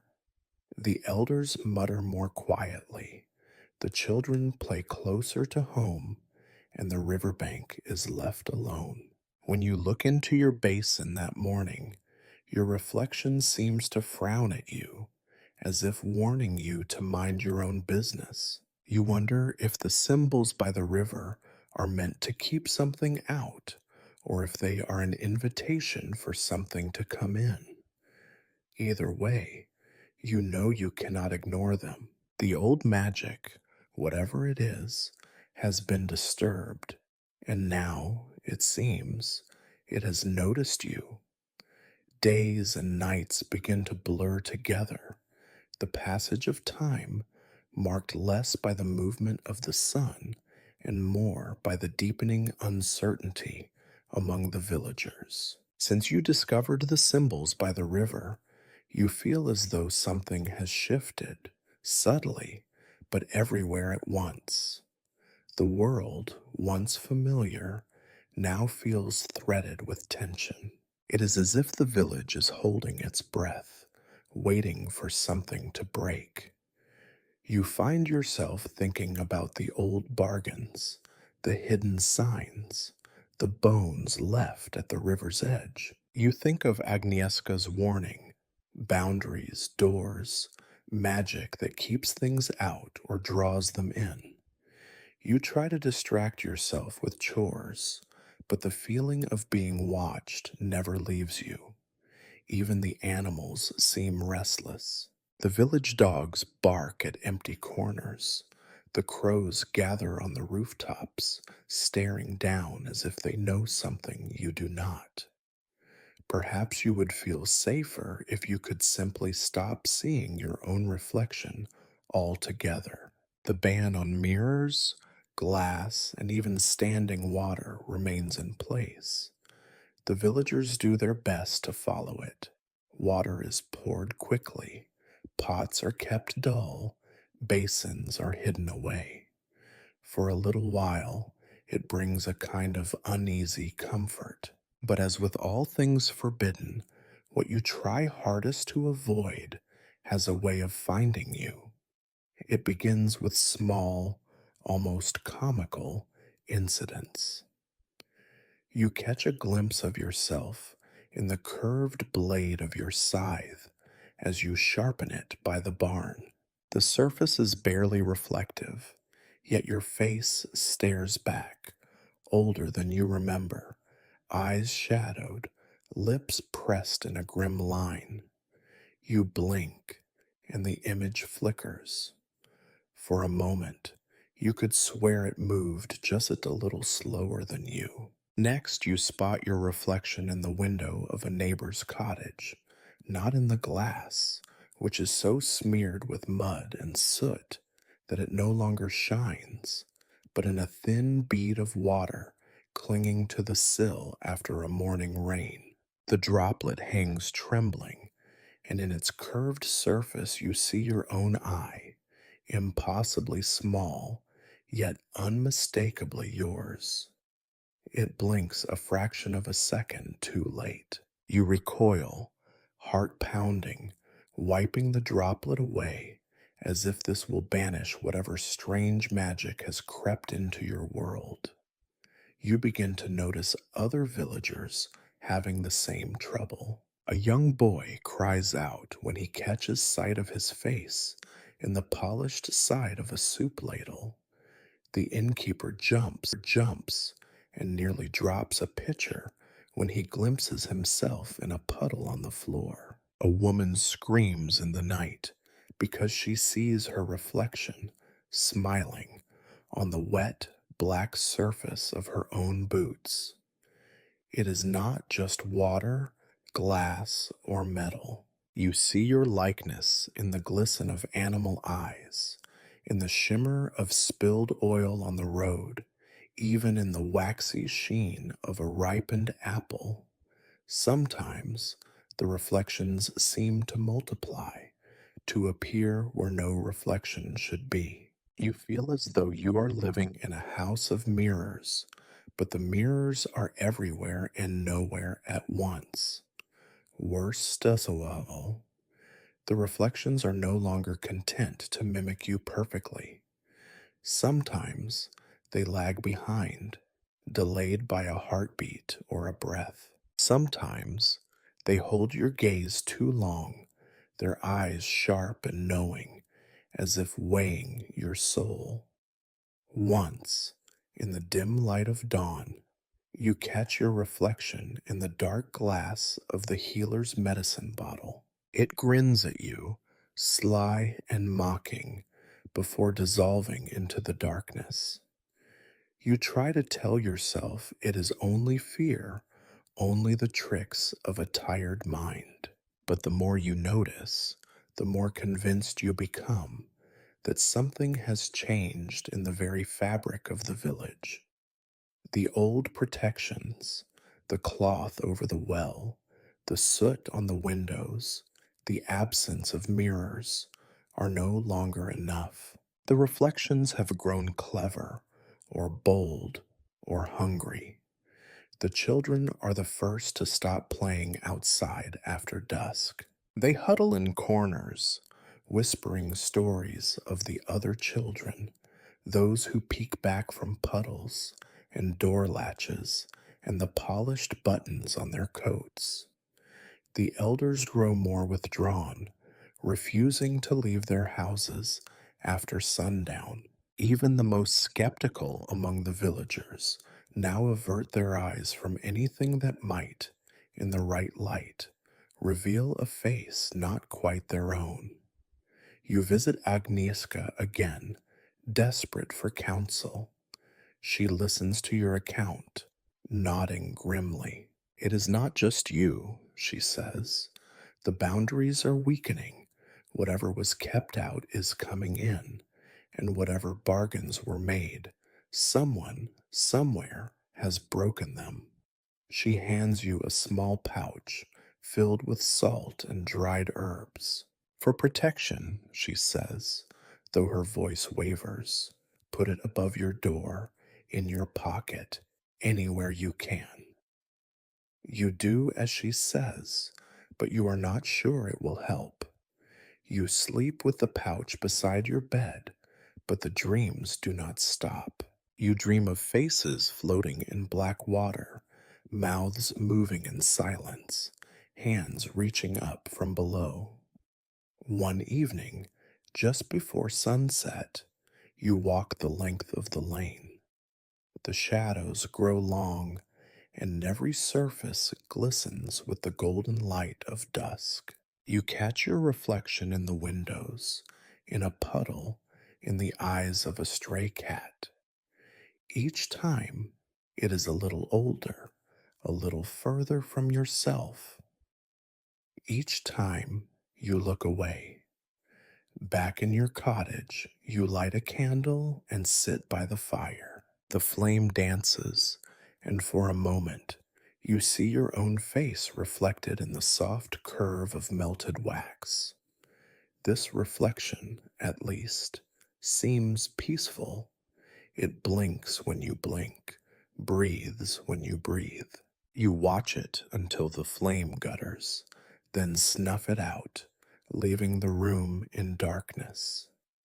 You wonder if there is anywhere left to hide from yourself. The world, it seems, is made of reflections. Most you do not notice, most you cannot escape. You realize, with a shiver, that the curse is no longer something you can keep outside by closing a door or covering a mirror. It has come inside. It lives now in the very air you breathe. That night, you dream of a village filled with nothing but faces, each one a little older, each one waiting to be seen. Sleep comes in brief, unsatisfying bursts, never quite deep enough to be restful, never quite shallow enough to keep the nightmares away. You wake in the early hours, sweating and anxious, the image of 100 different faces, each one yours, but not yours, still lingering behind your eyes. Sometimes you think you can hear your own name called softly in the darkness, as if whispered by someone standing just out of sight. As the days pass, the boundary between reality and dream becomes ever more tenuous. The village itself seems to grow stranger, smaller, quieter, as though it is holding something tightly inside. You see fewer people out and about, and those you do see avert their eyes, moving quickly, as if afraid that even a brief glance might bring something unwelcome to the surface. One evening, after a day spent doing as little as possible, you find yourself unable to resist the pull of the old habits. You take your basin, the one you have carefully kept hidden these past weeks, and fill it with water, your hands shaking as you carry it outside beneath the pale, watchful moon. The village is silent, save for the distant barking of a lone dog and the soft hush of wind moving through the trees. You kneel by the doorstep, holding the basin so the moonlight falls across its surface. You have told yourself you would not look again, not after the last time, but something inside you demands it. A stubborn need to confront what waits in the water, even if it is only your own fear. At first, the reflection is as you expect, older than you remember, marked with new lines and shadows. You frown, and it frowns back. You blink, and so does it. But as you stare longer, something shifts. The reflection holds your gaze with an intensity that makes your skin crawl. It does not seem entirely yours, not anymore. It seems patient, knowing. You try to look away, but you cannot. Your reflection begins to move, slowly, almost imperceptibly, its lips parting as if to speak. Your own mouth stays shut, but in the water, your double murmurs words you cannot quite hear. The sound is not real, not something you can sense with your ears, but you feel it deep in your chest, a vibration that sets your teeth on edge. You swallow, heart pounding, What do you want? You whisper. Your voice is weak, uncertain. The reflection smiles, but the smile does not reach its eyes. 1,000 things run through your mind: old curses, broken bargains, the weight of fear that has settled over the village like a second sky. You wonder if you are speaking to yourself, to the memory of Janek, to something older and colder that has always lived beneath the surface of the world. The reflection's lips move again. This time, the words are clearer, threading their way into your thoughts. The bargain was made, it says, voice echoing in your bones. It must be kept. Its tone is neither kind nor cruel, simply factual, a law of nature, not an accusation. You shiver. What bargain? You ask, desperate for answers. The reflection's eyes narrow, and you have the sudden, unshakable sense that it is not alone behind those eyes, that many faces look out at you, layered like masks. The old ones promised youth and harvests, safety from the darkness.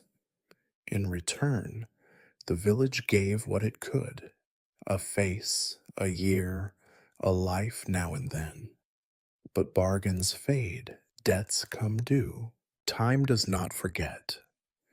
You feel the urge to splash the water, to break the connection, but fear roots you in place.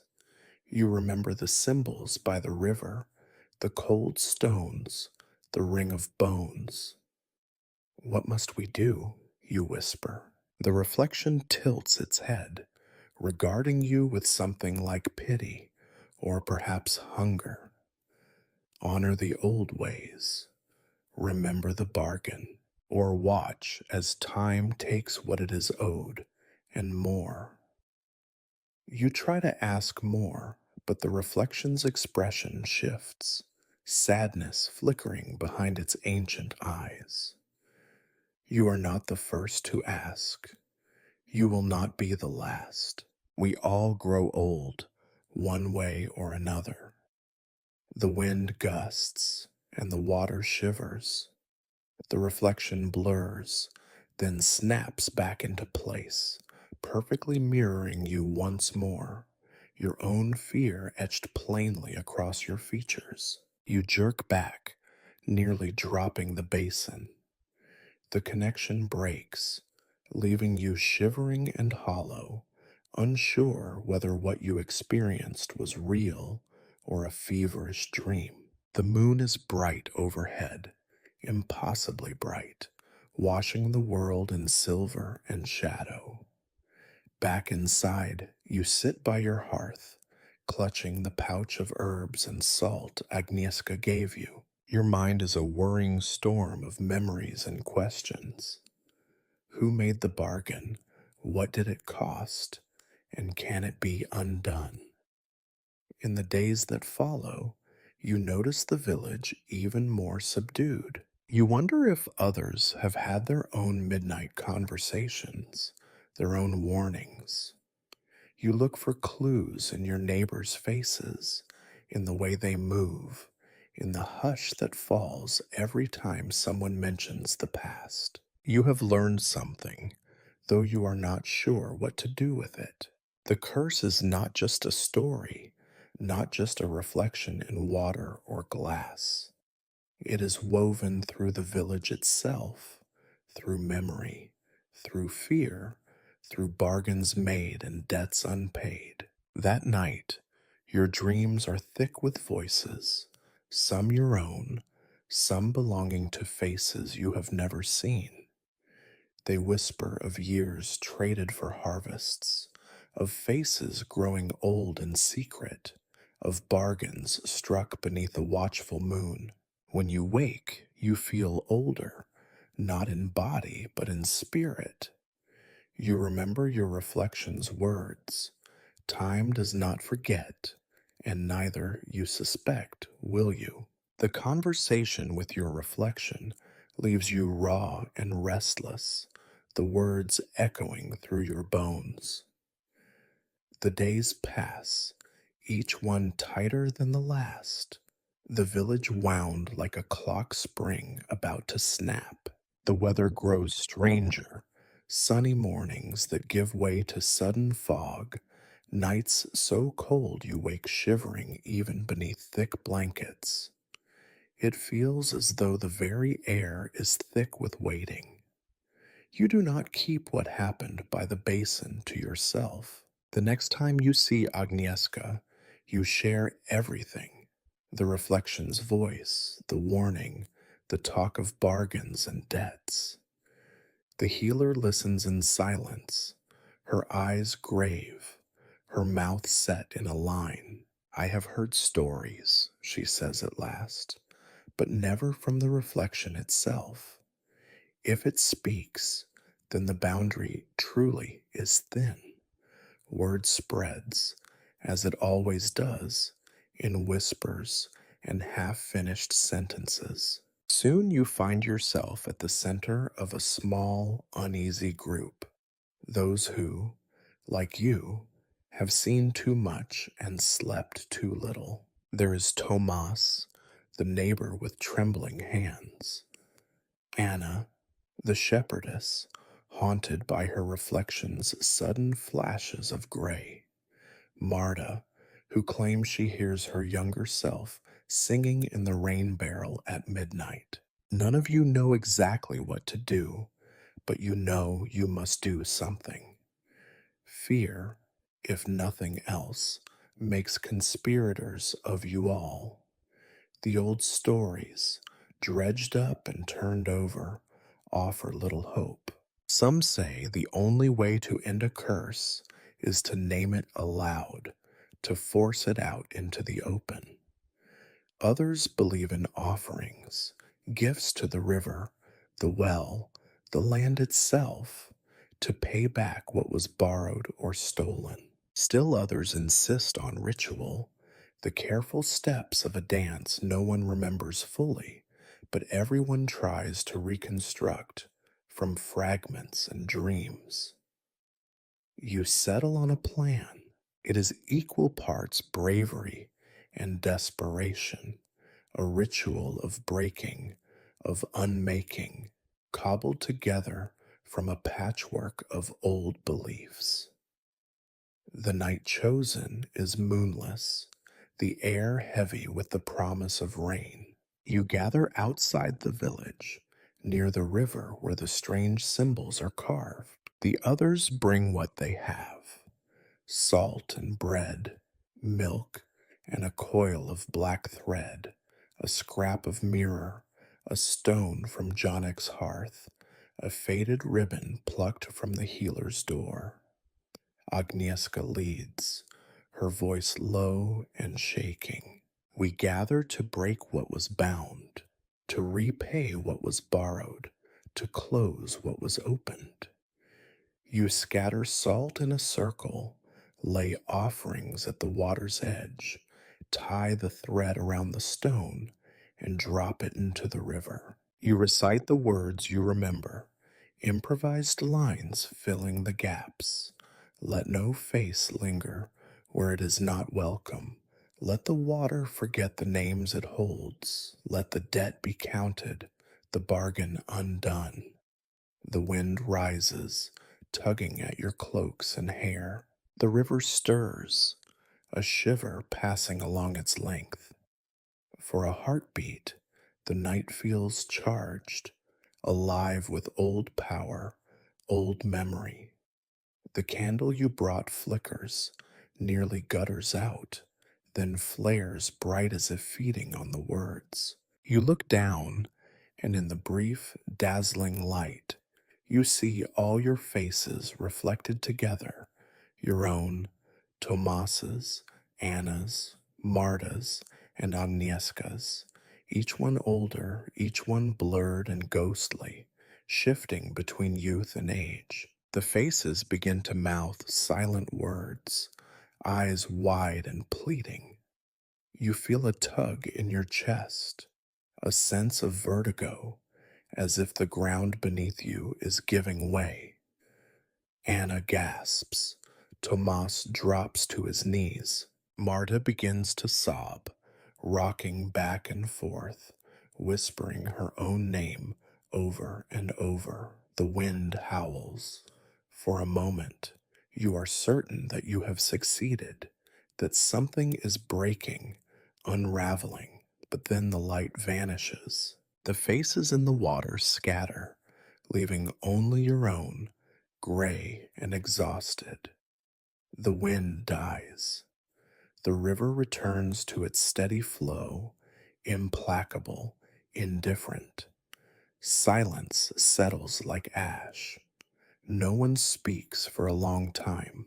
When you do, your voice sounds strange in your own ears. Did it work? Agnieszka does not answer. She picks up the empty mirror, turning it over in her hands, then tosses it into the river. We did what we could, she says, her tone equal parts hope and resignation. You walk home in the darkness, every shadow stretching long and thin. The village is silent, windows dark, doors bolted tight.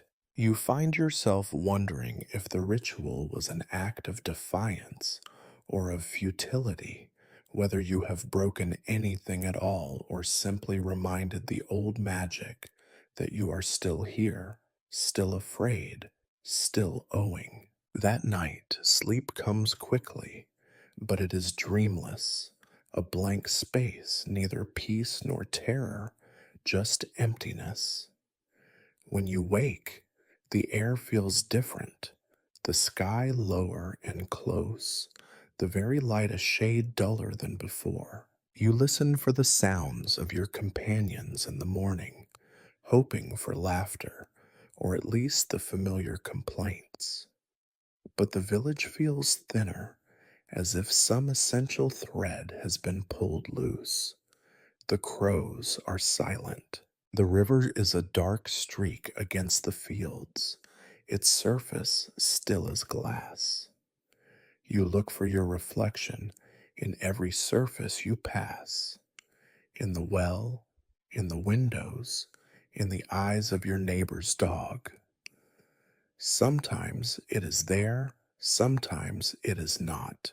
Sometimes you think you see the faces of Tomas, Anna, Marta, and Agnieszka beside you, watching, silent, waiting for something you cannot name. You do not know if the order has been broken, or if you have simply revealed how little control you have ever had.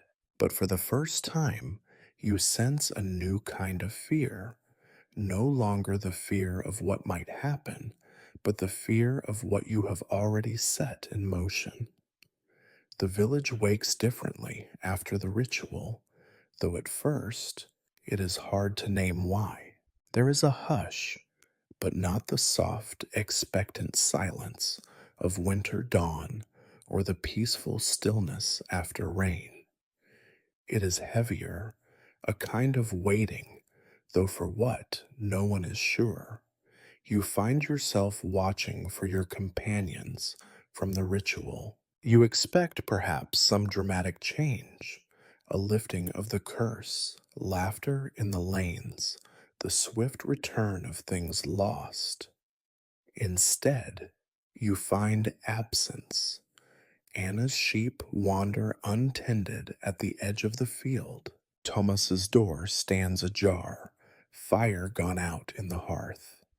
You see Marta's knitting left on her bench, needles stuck mid-row. The healer's cottage is shuttered.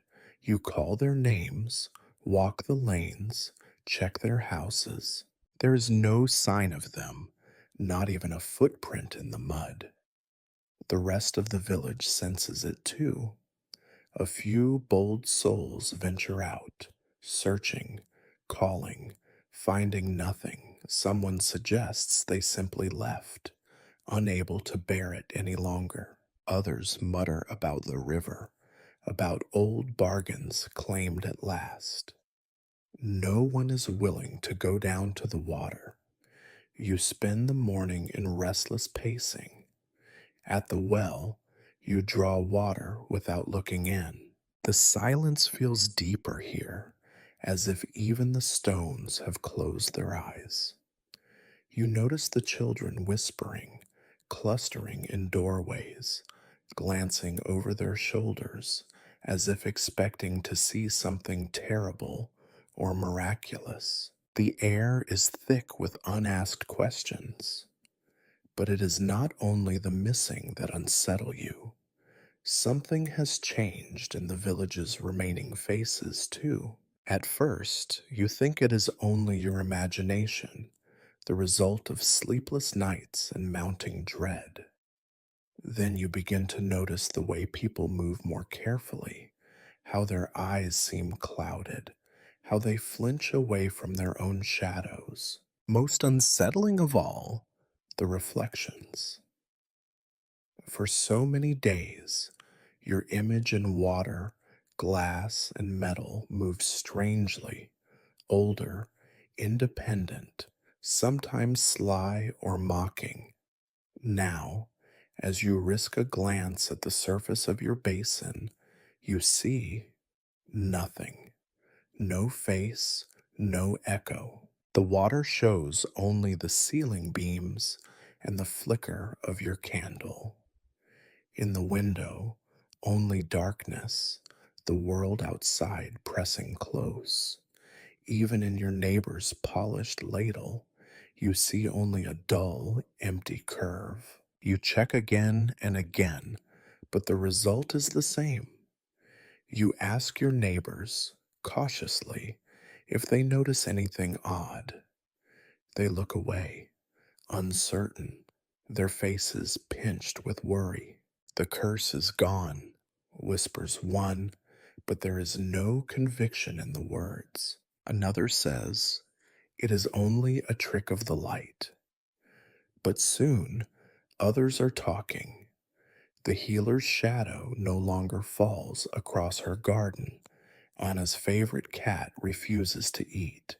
Tomas's boots are still by the door, unmoved. At first, you imagine you should feel relief. Was this not what you all wanted? An end to the curse, the vanishing of the haunted reflections. But the absence feels worse than the menace.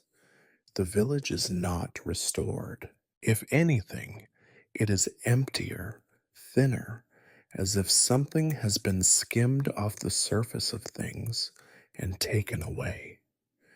The days pass, and the missing do not return. Their homes grow dusty and cold. Children are kept indoors. You notice that laughter, when it comes at all, is sharp and nervous, more a habit than a comfort. There is a stiffness in how people greet one another, as though everyone is afraid to look too closely. You think about the ritual, about the faces you saw reflected in the water, how they mouthed words you could not hear. Did you free them or doom them? Was the ritual a breaking of the bargain or a final payment? Sometimes, at the edge of sleep, you see your lost companions in your dreams. Anna stands beside the river, face unreadable, surrounded by her sheep, who stare with human eyes. Tomas waits at his own hearth, his face a flickering blur. Marta's knitting grows endlessly, row after row, the wool turning gray as ash. Agnieszka stands in the doorway of her cottage, holding out a mirror that shows nothing at all. You wake from these dreams with your heart pounding, uncertain whether you have glimpsed the truth or simply your own guilt and fear. You feel older than before, heavier, as if carrying something no one can see. One evening, unable to bear it any longer, you return to the riverbank. The symbols in the mud are faded. the stones cold to the touch. You call your companions' names, softly at first, then louder, but the river offers no answer, only its slow, patient current. You kneel at the water's edge and look in. This time, you see a faint shimmer, like a ghost of your own face, blurred and shifting. You reach for it, but your hand meets only water. For a moment, you imagine you see the faces of Anna, Tomas, Marta, and Agnieszka floating there, mouths open as if to speak, but when you blink, they are gone. As night falls, you return home, understanding something you did not before. The village is changed, not healed. Some debts are paid, but others remain, and some losses cannot be undone. The curse has not been lifted, only transformed, its absence felt more sharply than its presence ever was. You wonder what the elders will tell their children in years to come, what stories they will invent to explain the strange days when reflections grew old, faces vanished, and the village learned to live with the emptiness left behind. That night, you do not dream at all. The days after the vanishing are not quite days at all, but a stretch of pale, uncertain time. No one marks the calendar, no one speaks of weeks or seasons.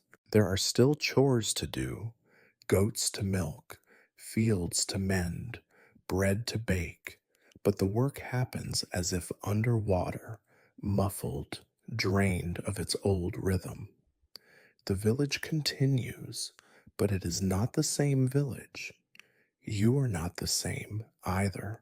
Each morning, you wake with the sensation that something is missing. Sometimes a name, sometimes a face, sometimes only a feeling. You catch yourself glancing at doorways, expecting to see a friend step through. You reach for old routines, a cup left at the well, a greeting called across the lane, a question for the healer about a stubborn cough. The routines fall flat, met only by silence or the thin, wary voices of those who remain. The mirrors do not come back. Even now, when the fear has changed its shape, the villagers keep their windows dirty and their basins covered. Some still try from time to time to catch their own eyes in a stray reflection, but mostly the habit has faded. Children who once played at seeing who could make the silliest face in the pond now dare each other only to touch the surface, then shriek and run away. Elders look at their hands, their knees, the lines on one another's faces, but never at their own. You realize that the village has become a place where no one quite knows themselves. At first, you think about leaving. The old road winds away from the village, promising a life that is not defined by the hush of vanished names and the weight of unspoken stories. You pack a bag once with bread and salt, but the bag sits for days by the door, untouched. Where would you go? What new place would accept a traveler who no longer trusts their own shadow? Eventually, you put the bread back on the shelf. The salt you keep. With time, the village settles into its new order. Absence is folded into routine, emptiness treated as a neighbor. When the market cart comes through, the peddler is careful not to linger near the well. People gather in small knots to exchange news and bread, but the talk never touches on what is gone. New superstitions take root. Never drink alone, Always cover the mirror if someone is ill. Leave a crust of bread by the doorstep at night for luck. The children learn the rules without asking why. Some villagers begin to claim, quietly, that the curse is gone. They point to small signs. The harvest is no worse than before. The cough that plagued the children has faded. The nights grow lighter with spring. Perhaps they say the village paid its price, and now life can go on. You nod along, but you see the uncertainty in their eyes, the way their hands tremble as they pull water from the well, the way they flinch from their own shadows in the dusk. There are times in the deep of night when you sit alone by the fire and think about what has been lost. You remember the faces, Anna's quick smile, Tomas's quiet jokes, Marta's grumbling, Agnieszka's calm certainty. You wonder if their absence is a punishment or a kindness, a breaking of the bargain, or simply its natural end. You think of Janik, too, and the others who slipped away, leaving only their stories and the echo of their laughter. You find yourself speaking aloud to the empty room, telling the stories again and again so that they will not vanish, too. You remember details no one else recalls, a song sung at dusk, a clever retort, a superstition whispered on a windy night. These things, you realize, are your new reflections, not in water or glass, but in memory, in the slow weaving of tales that hold the past together. The village does not heal, not exactly. It adapts. It learns to live with shadows and silences, to treat fear with respect rather than denial. It grows older, and so do you. Your hair goes gray, your knees ache in the cold, your hands bear the marks of a life spent working and waiting. You do not look for your reflection anymore. You do not need to. You know yourself by what remains. A kindness given, a loaf shared, the way your voice sounds when you join in an old song. One evening, as dusk settles over the rooftops and the river glimmers with faint silver, you walk the lane and pause by the well. You see your face for just a moment in the dark water, older but calm, no longer mocking or sly. There is a kind of peace in the image, as if your reflection, too, has grown tired of running and is ready to rest. You nod to your own face and turn away, the air soft and still. The village endures. The past remains, not as a threat, but as a quiet companion.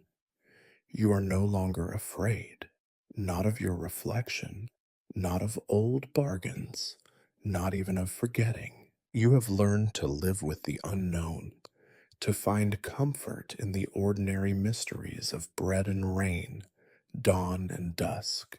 And so you sleep, at last, without dreams, held safe by the slow, persistent heartbeat of the village, a place older than fear, older than curses, but not, perhaps, older than hope.